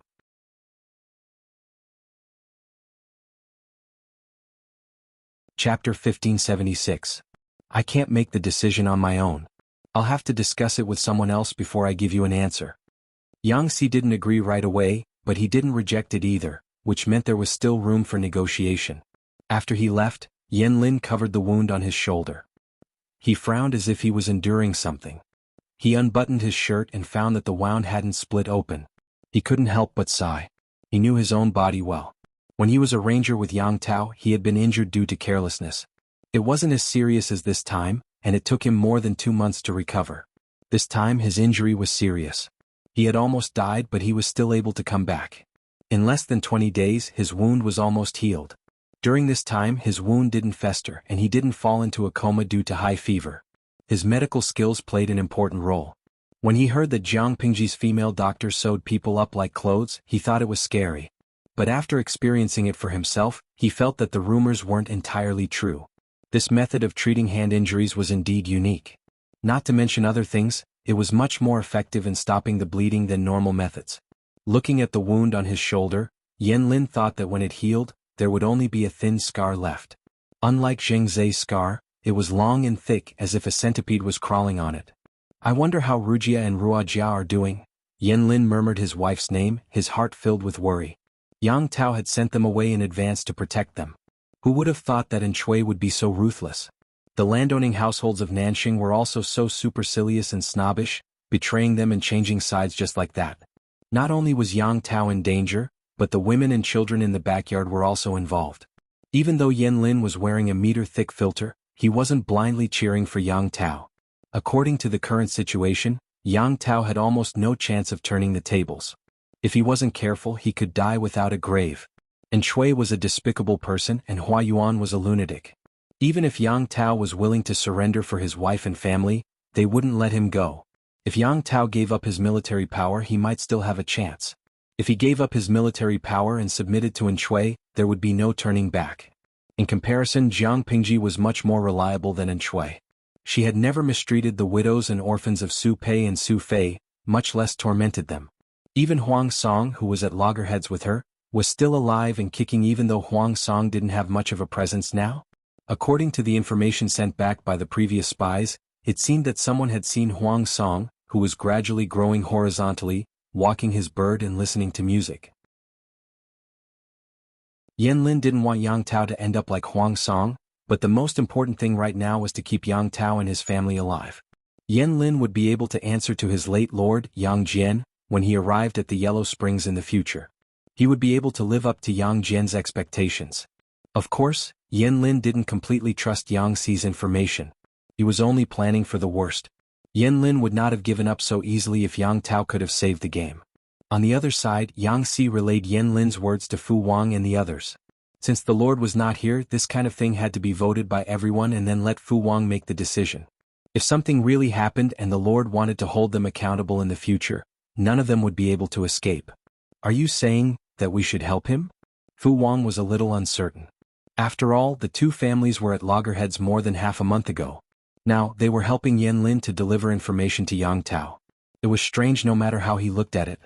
Aren't you afraid of Yan Lin's scheme? Feng Zhen wasn't sure what Yan Lin's plan was, but he was sure that Yan Lin was trying to save himself and not get himself killed. So what if it's a scheme? Yan Lin is already a prisoner, Yang Tao only has a few remaining soldiers, and the aristocratic families of Nanxing have all defected to the Shui. How can Yang Tao make a comeback? That's true, but... Fu Wang said sadly, I'm afraid of people like you who plot against each other and beat around the bush. Who knows what Yan Lin is thinking? Maybe he's trying to get Yang Tao out of trouble by taking a roundabout way? Feng Zhen and Yang Si were speechless. They didn't remember Fu Wang being tricked. What did he mean by that, I'm an experienced man, you can't fool me expression? Strategists are human beings too. Don't demonize them, okay? Li Yun, who had been silent for a long time, said, no matter how smart Yan Lin is, he's still a human being. There's a limit to what he can do. How can he help Yang Tao survive while he's in prison? If he had the ability, he wouldn't be our prisoner in the first place. So what if he's delivering a letter for him? What can Yang Tao do now? If Yan Lin is up to no good, we'll kill him. Fu Wang was a little hesitant, probably because he was traumatized by being tricked, but he couldn't resist the opinions of the crowd. Everyone could imagine how Yang Tao felt when he received this letter personally written by his best friend. Yang Tao had been very frustrated for the past 20 days. First, he suffered a great loss at the hands of Fu Wang and the others. With great difficulty, he boarded a ship and returned to his own territory under the cover of his best friend. That very night, he received news that his troops had rebelled. He led the rest of the troops who hadn't rebelled and fought their way out. After a short rest, he received news that his wife, children, sister, and nephew had been seized by the Nanxing aristocrats. The series of blows exhausted Yang Tao. In just a few days he had lost a lot of weight. His cheeks were thin and his eyes were sunken. He didn't look as energetic as before. On one hand he was worried about his best friend who was left behind in Zhangzhou. On the other hand he was worried about his wife, children, and relatives who had fallen into the hands of the Nanxing rebels. Perhaps it was because he thought about them during the day and dreamed about them at night. In the middle of the night he would dream about them being bathed in blood. "My lord, there's news." At this moment Yang Tao was leading more than 20,000 soldiers to defend a certain pass. They used the terrain to their advantage and kept the enemy at bay. The rebels were aware of Yang Tao and the others' predicament. They knew that they lacked food and could not hold out for too long, so they decided to surround them without attacking to buy time.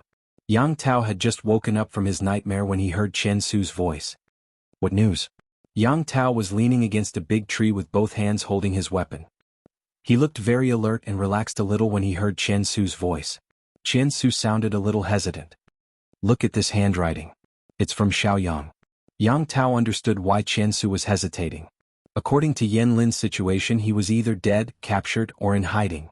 If he had the ability to send a letter in such a short time, the only explanation was that Yan Lin had been captured or had surrendered to the enemy. What kind of lord would want their important minister to surrender to the enemy while they were still alive? However, Chen Su had underestimated the relationship between the two. When he heard about Yan Lin, Yang Tao's first reaction was to be happy that his best friend was still alive. It was good that he was alive.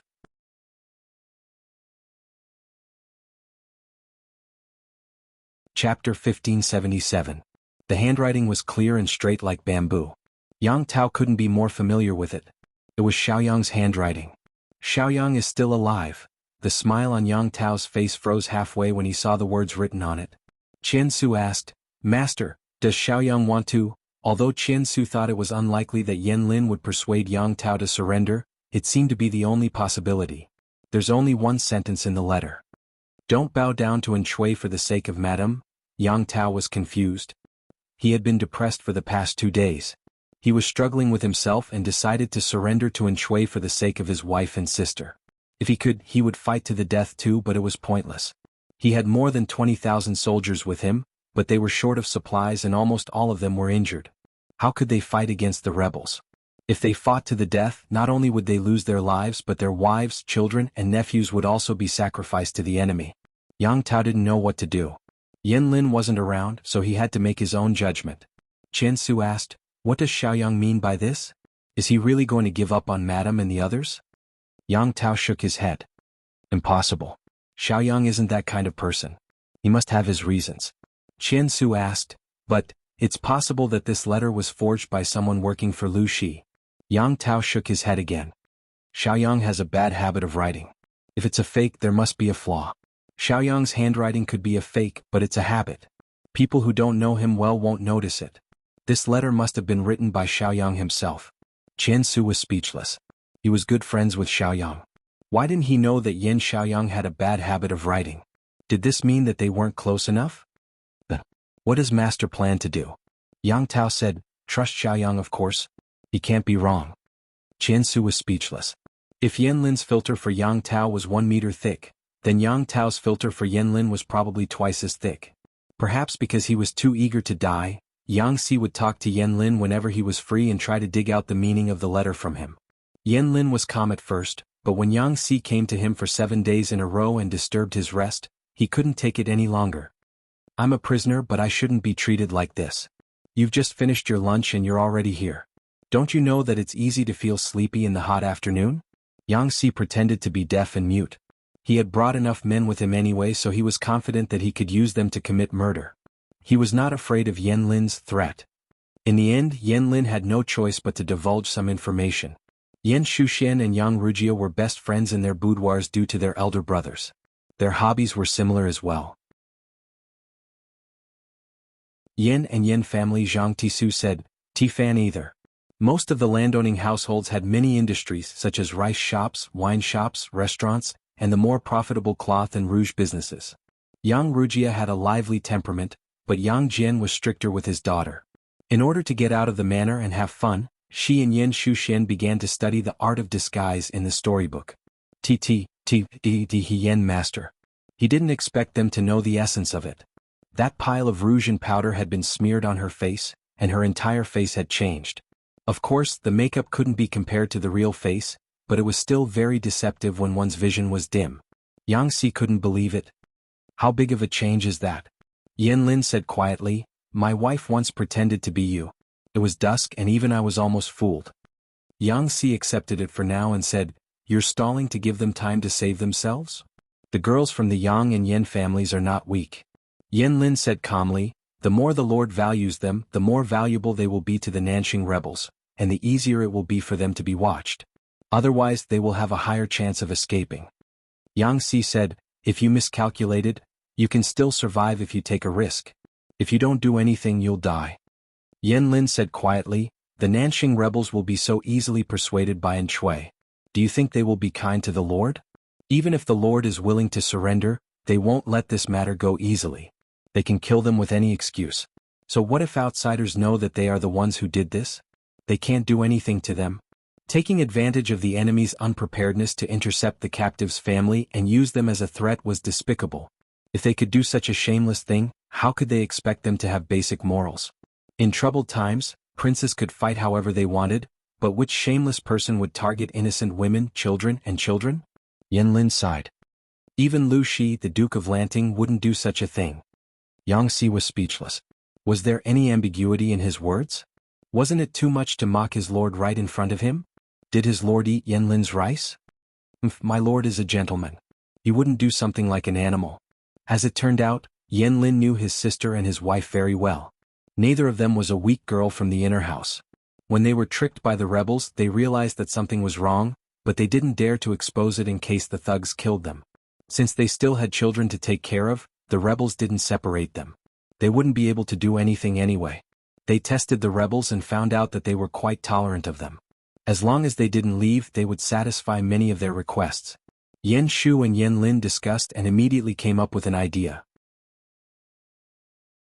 Today they wanted rouge and powder, tomorrow they wanted silk and satin.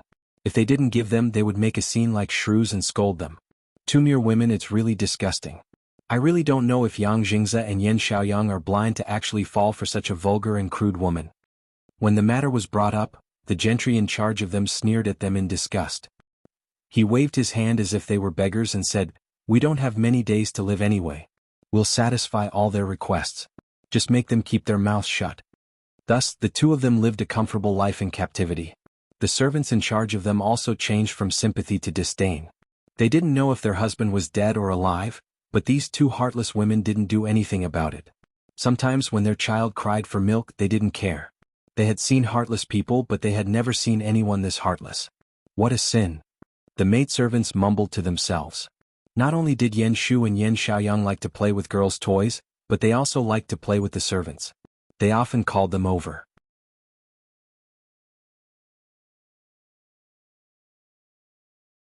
Chapter 1578.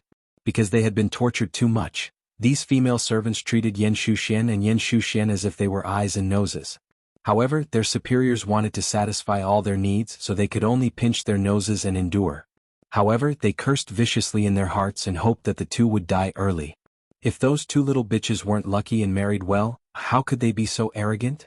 Several female servants gathered in a corner to drink yellow soup. After 2 bowls, their faces turned red and they began to talk nonsense. How to make a group of women of different ages unite. Of course, it was to complain about the same target of hatred. These female servants often schemed against each other for a little reward or a chance to show their faces in front of their masters. You don't like me, I don't like you. It was common for them to gossip behind each other's backs and smear each other's names. Of course, they didn't dare to put these things out in the open. Otherwise, if they made their masters unhappy, they would be sold out of the mansion. Recently, they had enough of Yen Shuxian and Yang Rujia's persecution, and temporarily united the front.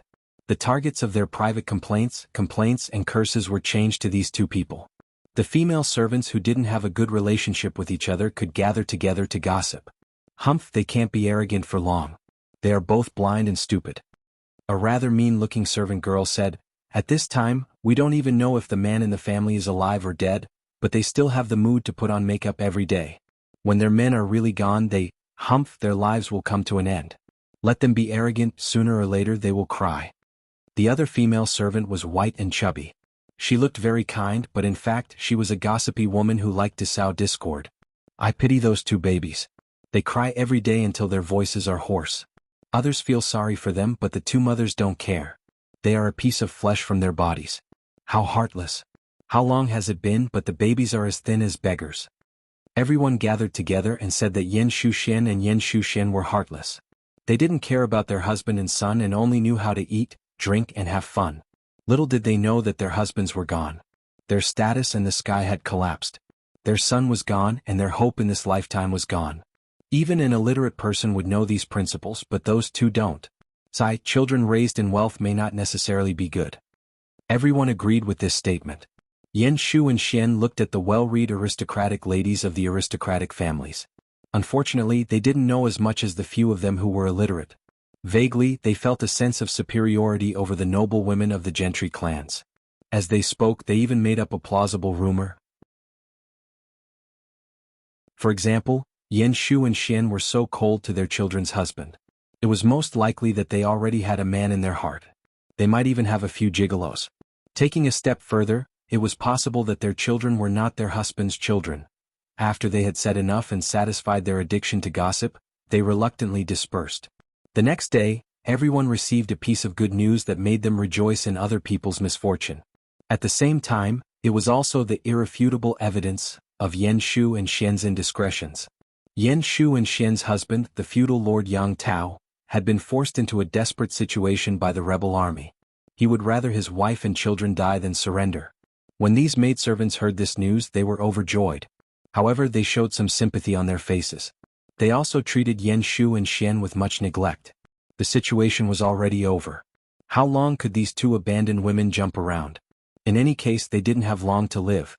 Yan Shu and Xian discovered that the maidservants, who used to keep an eye on them, were slacking off more and more. With such a drastic change in attitude, they guessed that something had happened on Yang Tao's side. In order to get back at them, the maidservants deliberately revealed the news that Yang Tao had abandoned them. They were gloating and prepared to watch a good show. Just as they expected, these two short-sighted crazy women made a scene and even hit them. Crazy woman. These maidservants had always been proud of serving the aristocratic families. When had they ever seen such wild women? Shu Rua, it's about time, right? Yang Rujia put away her expression and looked at her son, who had lost a lot of weight. The originally fair and chubby boy now looked very pitiful. However, there was nothing they could do about it. After the two children were born, they had been pampered and often cried willfully. She and Yan Shu's plan couldn't go wrong, so they could only harden their hearts and let the two children starve to change their habit of crying.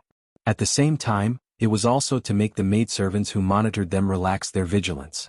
So far, it seemed that this plan was very effective. The maidservants hated them and also degraded them to dust. They didn't think of their escape plan at all. Why did Yan Shu and Xian torture the maidservants so much?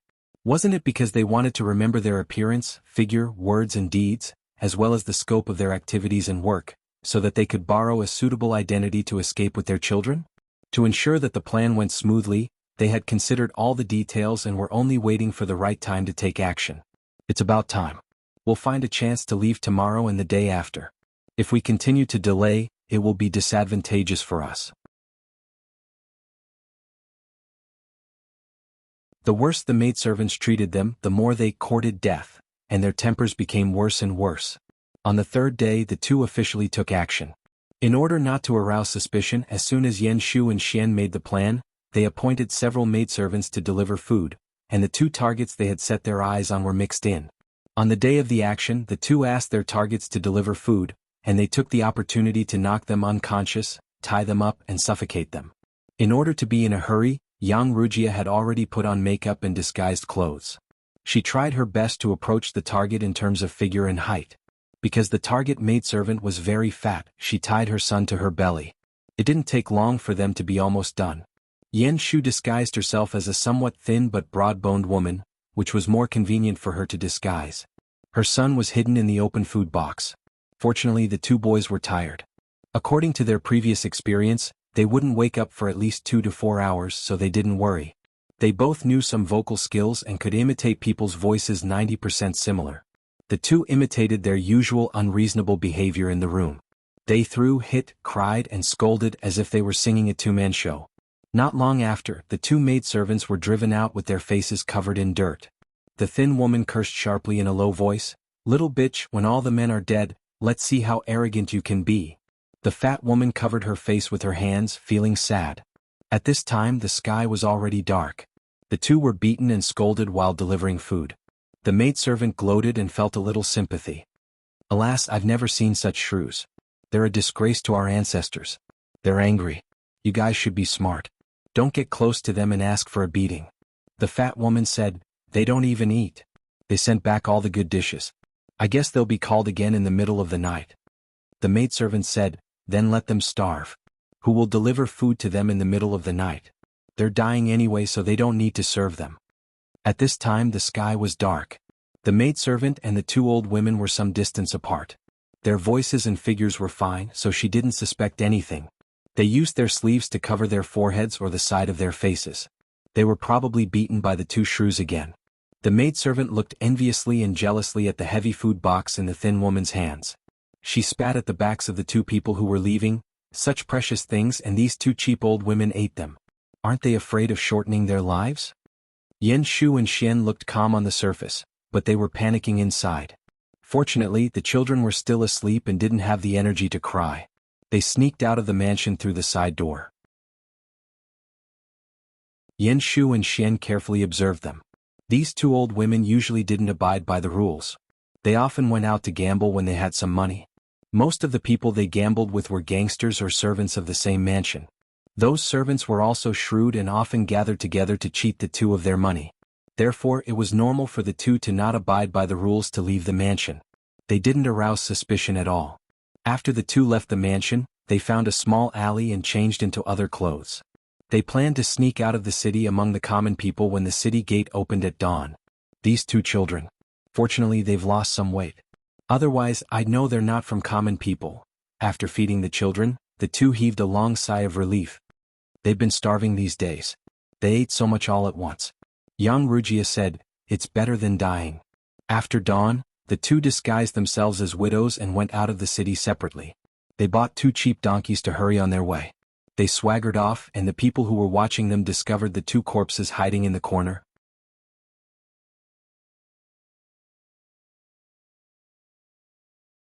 Chapter 1579. Hey, you look good today. Did you sleep well last night? Early in the morning, the maid who got up early was about to come over to take over. Seeing that her companion looked good, she couldn't help but ask. "I was free last night, so I secretly slept in." The maid who was on duty last night yawned. She still looked tired, but she looked good. It was obvious that she had slept well last night. "Hey, that's strange. Those 2 crazy women didn't make trouble in the middle of the night?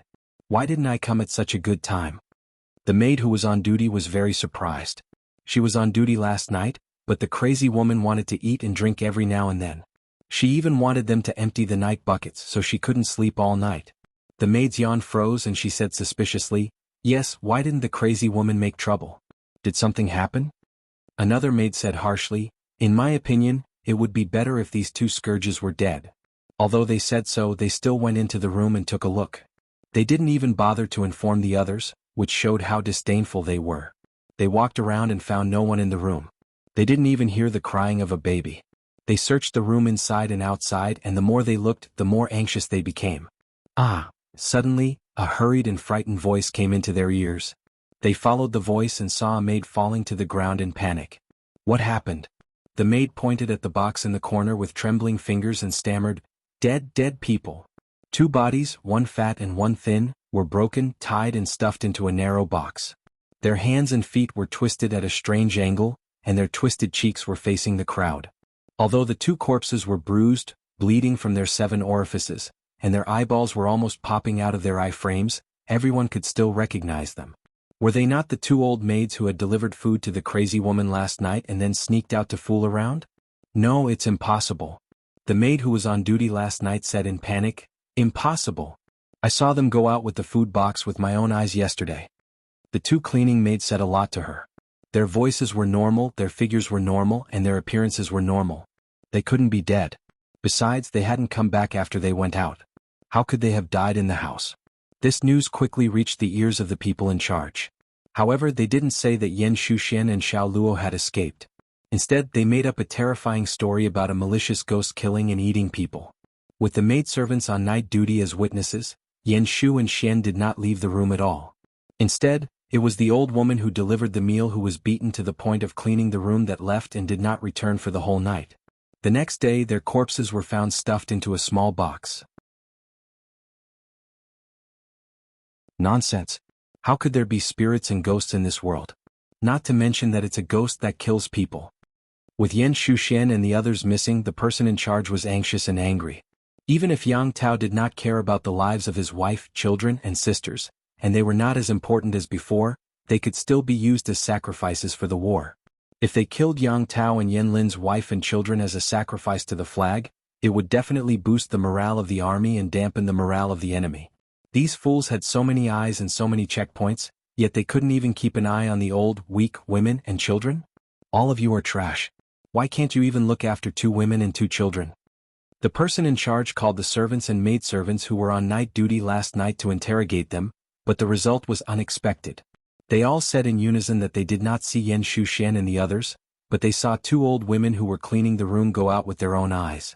The person in charge also hesitated and asked, "Are you sure that the 2 old women went out?" "Yes, it's them. Their voices and appearances are all right." The servant who guarded the door nodded vigorously, "It must be them." Seeing that the servants were so sure, the person in charge was not so sure anymore. Instead, he felt creeped out. It was not that he did not suspect that the 2 old women who were cleaning the room were Yan Shuxian and the little girl, but they were all noble ladies of aristocratic families. Their height, weight, voice, and appearance were very different from the old women. Even if it was dark at that time, the servants should not be so blind and deaf that they could not tell them apart. Unless they knew the art of disguise? After so many twists and turns, it finally came to the level of ghosts and gods. Whether or not it was a ghost that killed people, it could not hide the fact that Yan Shuxian and the others were taken away. The person in charge could only report to the higher authorities. At the same time, the person in charge also took remedial measures. He ordered the city guards to pay attention to the 2 suspicious women who were carrying babies. In this era there were many widows with babies. It could not be that every one of them was a suspect, right? The person in charge circled a few conditions. For example, the babies were less than 1 year old, the women were very good-looking, had good temperament, and had never done farm work. After a series of conditions, a few suspicious people were detained, but they were not the people they were looking for. Could it be that ghosts and gods are playing tricks? The person in charge tried hard to suppress the fear in his heart. At this time, Yan Shuxian and Yang Rujia had already ridden the donkey for more than 10 miles with their children. In order to go out and protect themselves, Yang Rujia disguised herself as a male ranger, and Yan Shuxian disguised herself as an ordinary peasant woman. The 2 of them were like a family of 4 carrying 2 children on their way. This identity allowed them to avoid many dangers. They crossed mountains and ridges all the way to the place where Yang Tao was trapped. Yang Rujia stepped forward and scolded the soldiers who stopped them, "Get out of the way. The mistress and young master are both here. Who allowed you to be so presumptuous?" The soldiers were stunned. They had shown their identities. Whether they were real or fake, they could not offend them casually. One of them hurriedly reported this to Qian Su. Qian Su was shocked. She grabbed the soldier and asked, "Did they really say that?" The soldier nodded. Qian Su hurried over. "You?" Qian Su looked at the strange man and woman. She felt angry that she had been fooled. At this time, Yan Shuxuan's voice returned to normal. "Where is Langzhu?" Qian Su stared at Yan Shuxian in a daze. This voice was clearly the mistress's, but this appearance was not. Qian Su took a closer look and found that the skin on their cheeks was very unnatural. If she looked at them for too long, she would think that they were wearing a layer of fake skin. When the 2 of them took off their disguises, Qian Su's expression completely froze. Yan Shuxian said apologetically, "I had to disguise myself like this for the safety of the mother and child." They briefly told Qian Su how they escaped. Qian Su was impressed. At the same time, he was also shocked by Yan Lin's accurate calculation. Yan Lin dared to plot anything, Yang Tao dared to believe anything, and their wives dared to do anything. He couldn't understand the operation of these two families. After almost a month, Yang Tao almost cried when he saw his wife and sister again. Even though he didn't see it with his own eyes, he could imagine how dangerous it was for them to escape. If they were not careful, they would have been smashed to pieces. Now that his family was safe, Yang Tao had no more worries. It was time to think about what to do next. If they fought, it would be like throwing eggs at a rock.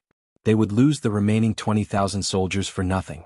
If they surrendered, that was impossible. Otherwise, Yang Tao wouldn't have chosen Yan Lin's suggestion to let his wife take the risk to escape. Who to surrender was a difficult thing to learn. Not only could they save their lives, but they also had to protect Xiaoyang. They couldn't let their soldiers die in vain, and they couldn't let the rebels of Nanxing benefit.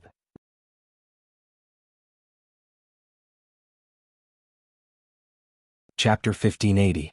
Yang Tao tossed and turned and made a difficult decision. At the same time, Yang Xi's life was in Yan Lin's hands. His life was hanging by a thread. As the old saying goes, don't go overboard in case we meet again. Don't tell me Yan Xiaoyang doesn't understand that. Yang Xi knew that Yan Lin was not easy to deal with, but he still tried to provoke him. Finally, he was pinned to the ground and threatened. The soldiers outside heard the noise and rushed in. They saw Yan Lin pressing the glass shard against Yang Xi's neck. He was surrounded by a murderous aura.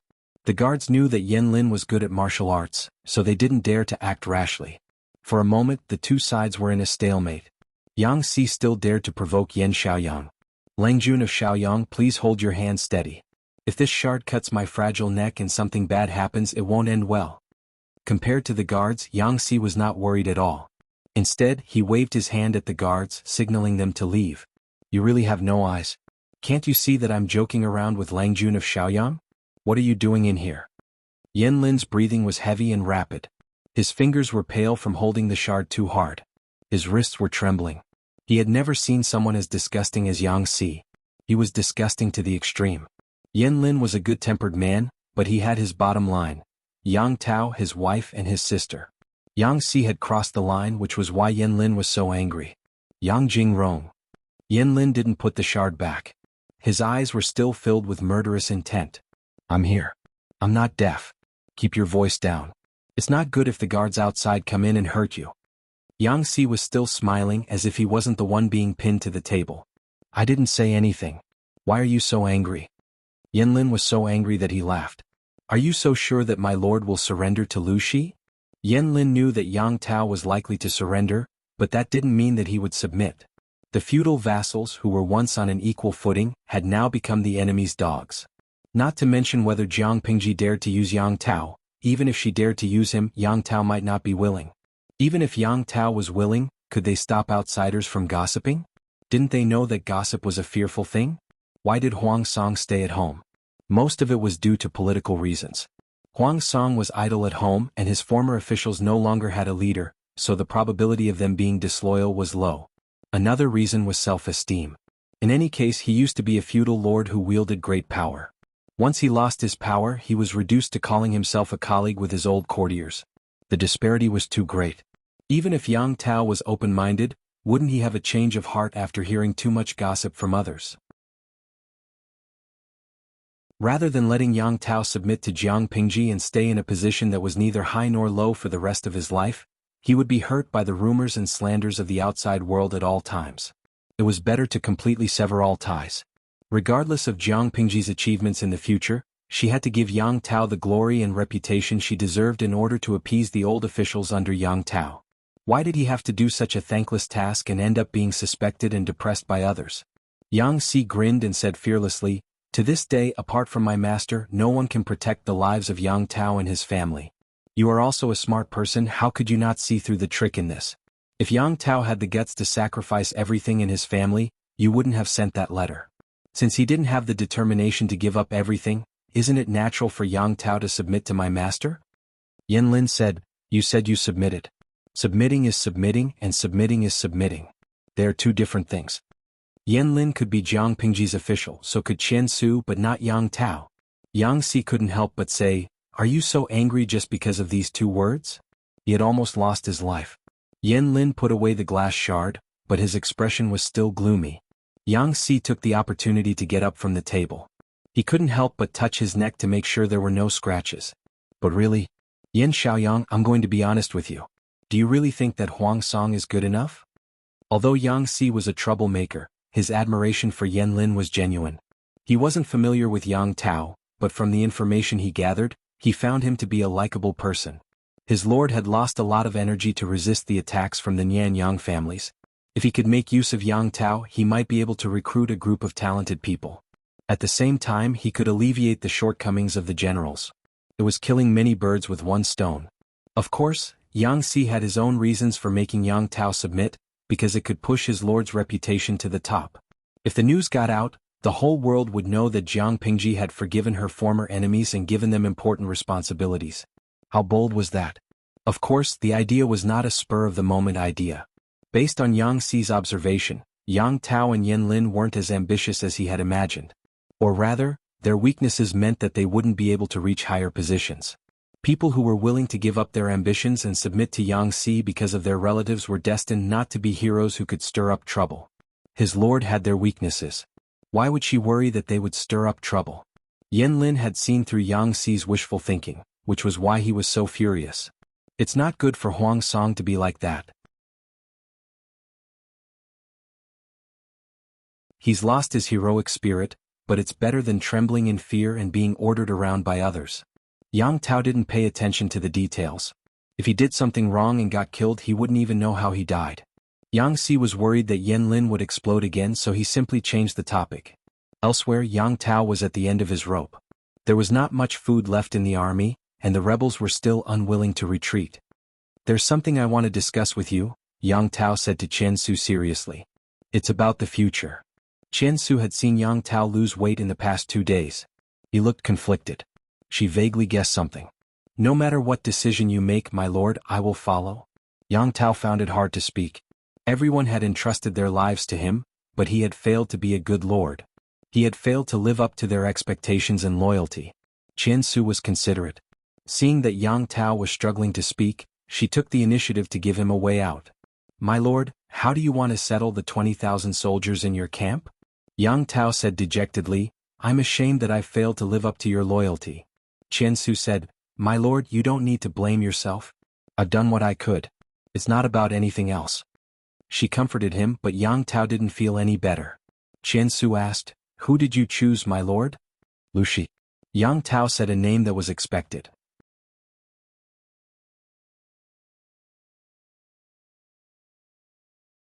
Chapter 1581.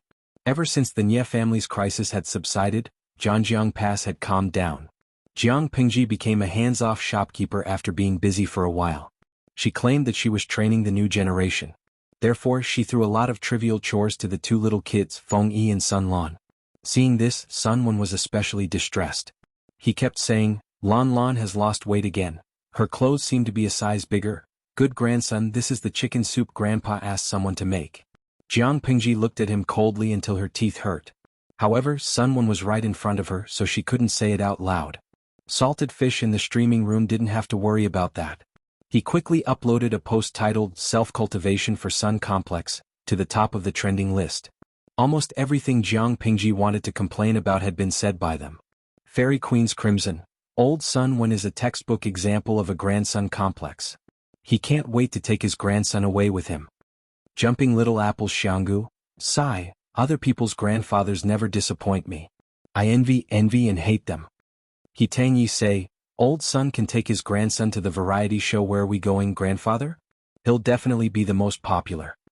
Although he doted on his grandson, Sun Wen had a sense of propriety. He wouldn't interfere with his grandson's training. He watched Sun Lan struggle. In comparison, Feng Yi was much more pitiful. He bowed his head at the table every time and visibly became thinner. Qiguan Rang couldn't stand it anymore. Occasionally he would stand up and help to prevent the child from ascending at such a young age. Thank you very much. After nearly a year, the last bit of childishness on Feng Yi's face had disappeared. His brows were filled with determination that didn't match his age. His height had grown like a bean sprout. He was now only half a head shorter than Qiguan Rang. One had to know that Qiguan Rang was of mixed blood. His frame was much taller than the average Central Plains man. Feng Yi was still young. There was still room for him to grow taller. He would become taller in the future. Your father said all kinds of nice things and gave me gifts to take care of you. If I don't do something, won't he make a fuss if he finds out? Qiguanrang had no intention of covering up for Feng Zhen.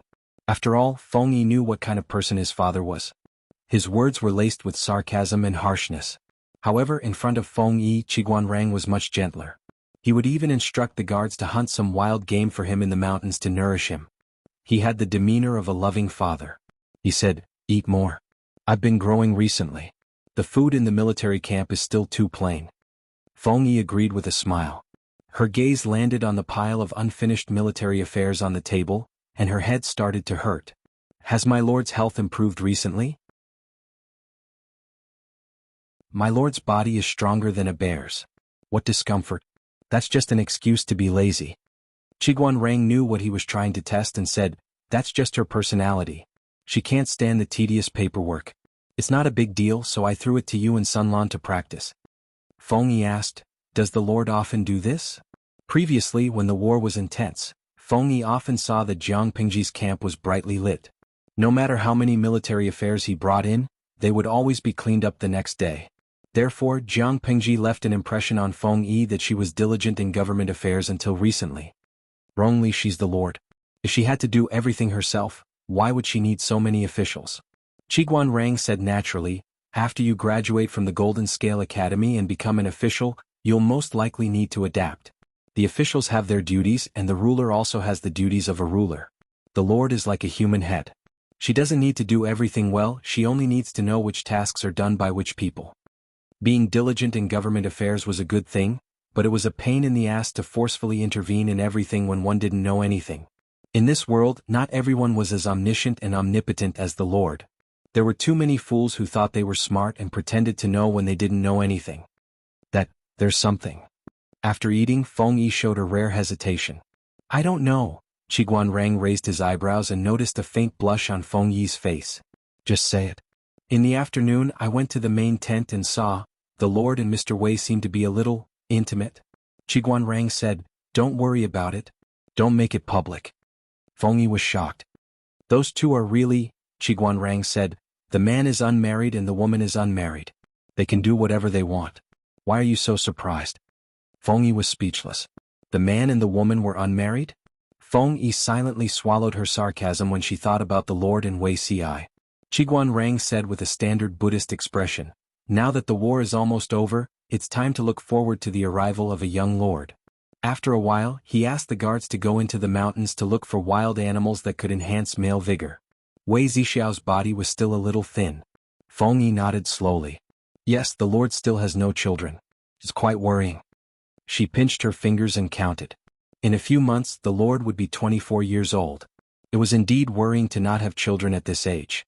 At this moment, what was Jiang Pingji, who was supposed to stay in the main tent, doing? She was having a picnic outside and taking an afternoon nap on Wei Ci's lap. The group of salted fish were so envious that they were crying. "My lord is in a good mood. Did you encounter a happy occasion?" Jiang Pingji stared at his lips for a long time. Wei Ci felt uncomfortable and could not help but think of his impetuousness just now. "How can you tell that I'm in a good mood? There's delicious food in front of me but I can only taste a few mouthfuls. I'm so sad." Jiang Pingji's flirtatious words were inversely proportional to her moral integrity. Even though Wei Ci had been through hundreds of battles, he could not withstand it. Wei Ci's ears turned red as he listened to her teasing words that had a hidden meaning behind it. "Don't be like that next time. Today. Wrongly seems, it was fine if Qiguanrang and the others found out."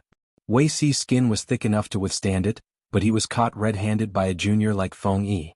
He was ashamed. He knew how vigilant his lord was. She must have sensed Feng Yi's approach, but she did not warn him. Jiang Pingji said, "When I was his age, I've watched a lot of movies. How can children nowadays be so pure?" Wei Ci was speechless. Although he did not understand, he vaguely felt that something was wrong. "What's a lot of bases?" Jiang Pingji said, "A moving fire avoidance map. 1G is probably a few sets, right?" Wei Ci was speechless. Jiang Pingji still thought that he was not embarrassed enough. She said, "If there's a chance in the future, I'll bring you to have a look. However, the figures of those people are not even 1% as good as Zixiao's. I don't even know why they like to look. I find it extremely boring. It's just that their postures are a little interesting." Jiang Pingji spent her youth in a training camp for genetic warriors. Some of her comrades who were not too serious bullied her because she was young. They teased her and said that it was interesting. Jiang Pingji actually looked at them all seriously. However, her insight was too terrifying. Those people were like skeletons in her eyes. She could not see what was good about them. Jiang Pingji said again, "Shall we try it when we return?" Wei Xi was speechless. He immediately supported his forehead with one hand, revealing a pair of red ears. "My lord, if you continue to be like this, I'll really be angry." He was fierce like a baby. Jiang Pingji smiled and said, Okay. I'll change. Don't be angry. As an apology, how about I tell you a piece of good news?" The flame that Wei Xi had just ignited was extinguished with a puff. "What news?" Jiang Pingji said, "Yang Tao has surrendered." Wei Xi was pleasantly surprised. "When did you receive the news?" Jiang Pingji said, "Just now. I'll probably receive the battle report in another 10 to 20 days. She was a fresh, tender and juicy European emperor. The person who had transmigrated was Yang Tao's son's wet nurse.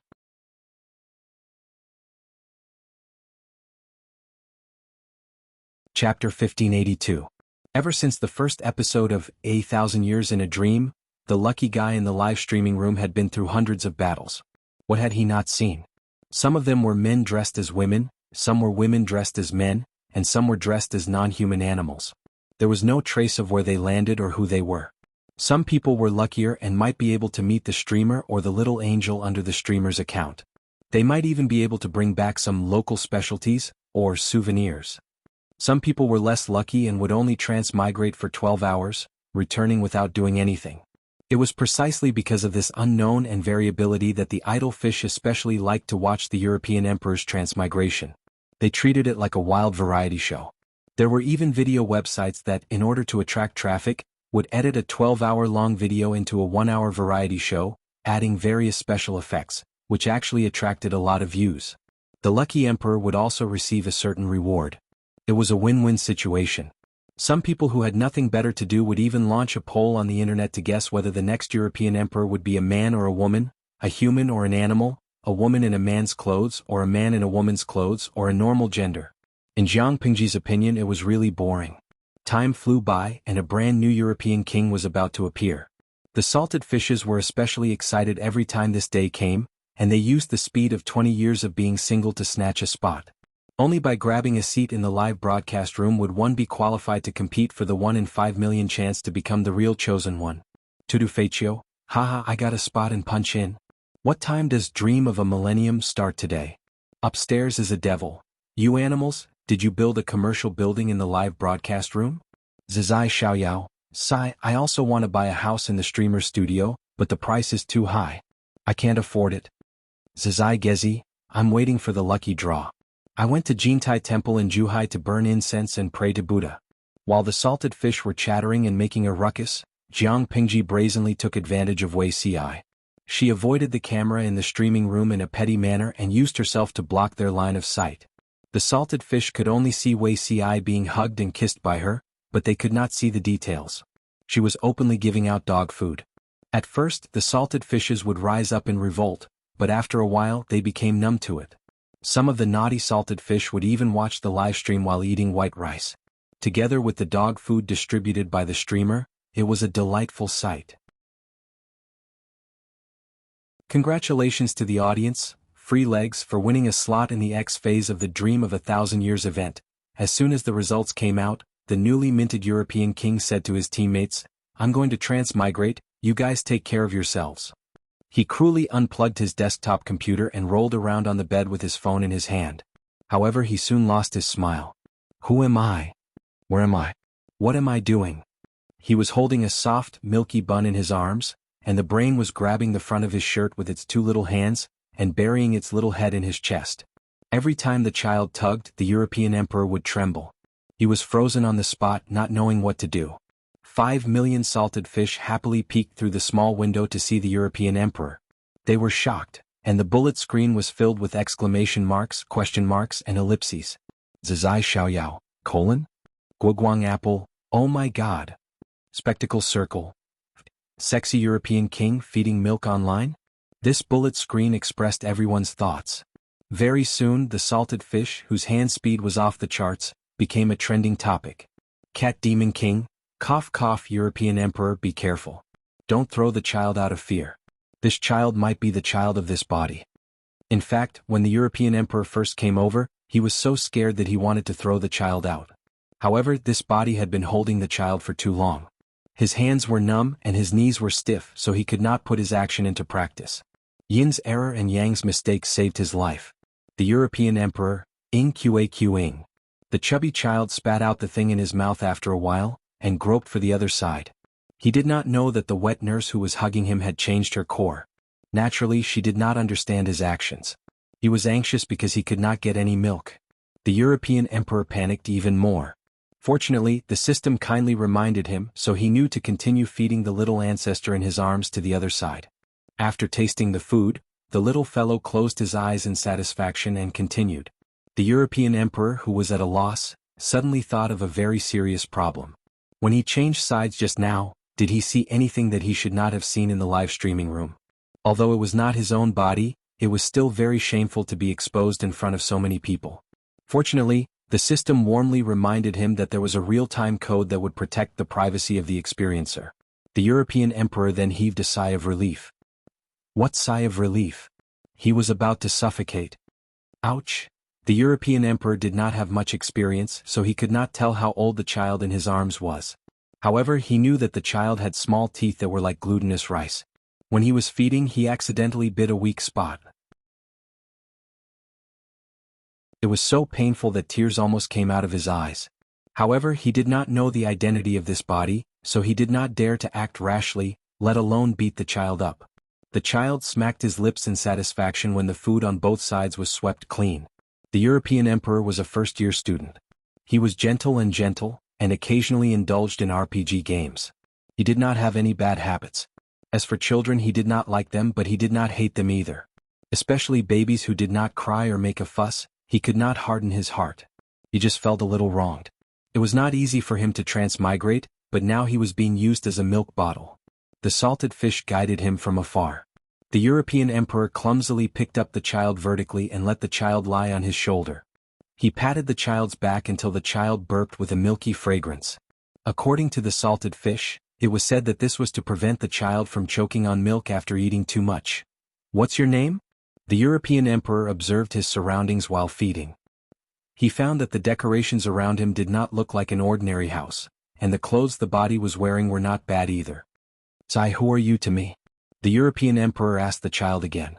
When he was about to ask the third question, the system notified him that someone was approaching. The European Emperor immediately shut his mouth. "Little Langjun, are you full?" The woman who came in was a servant in her early 20s.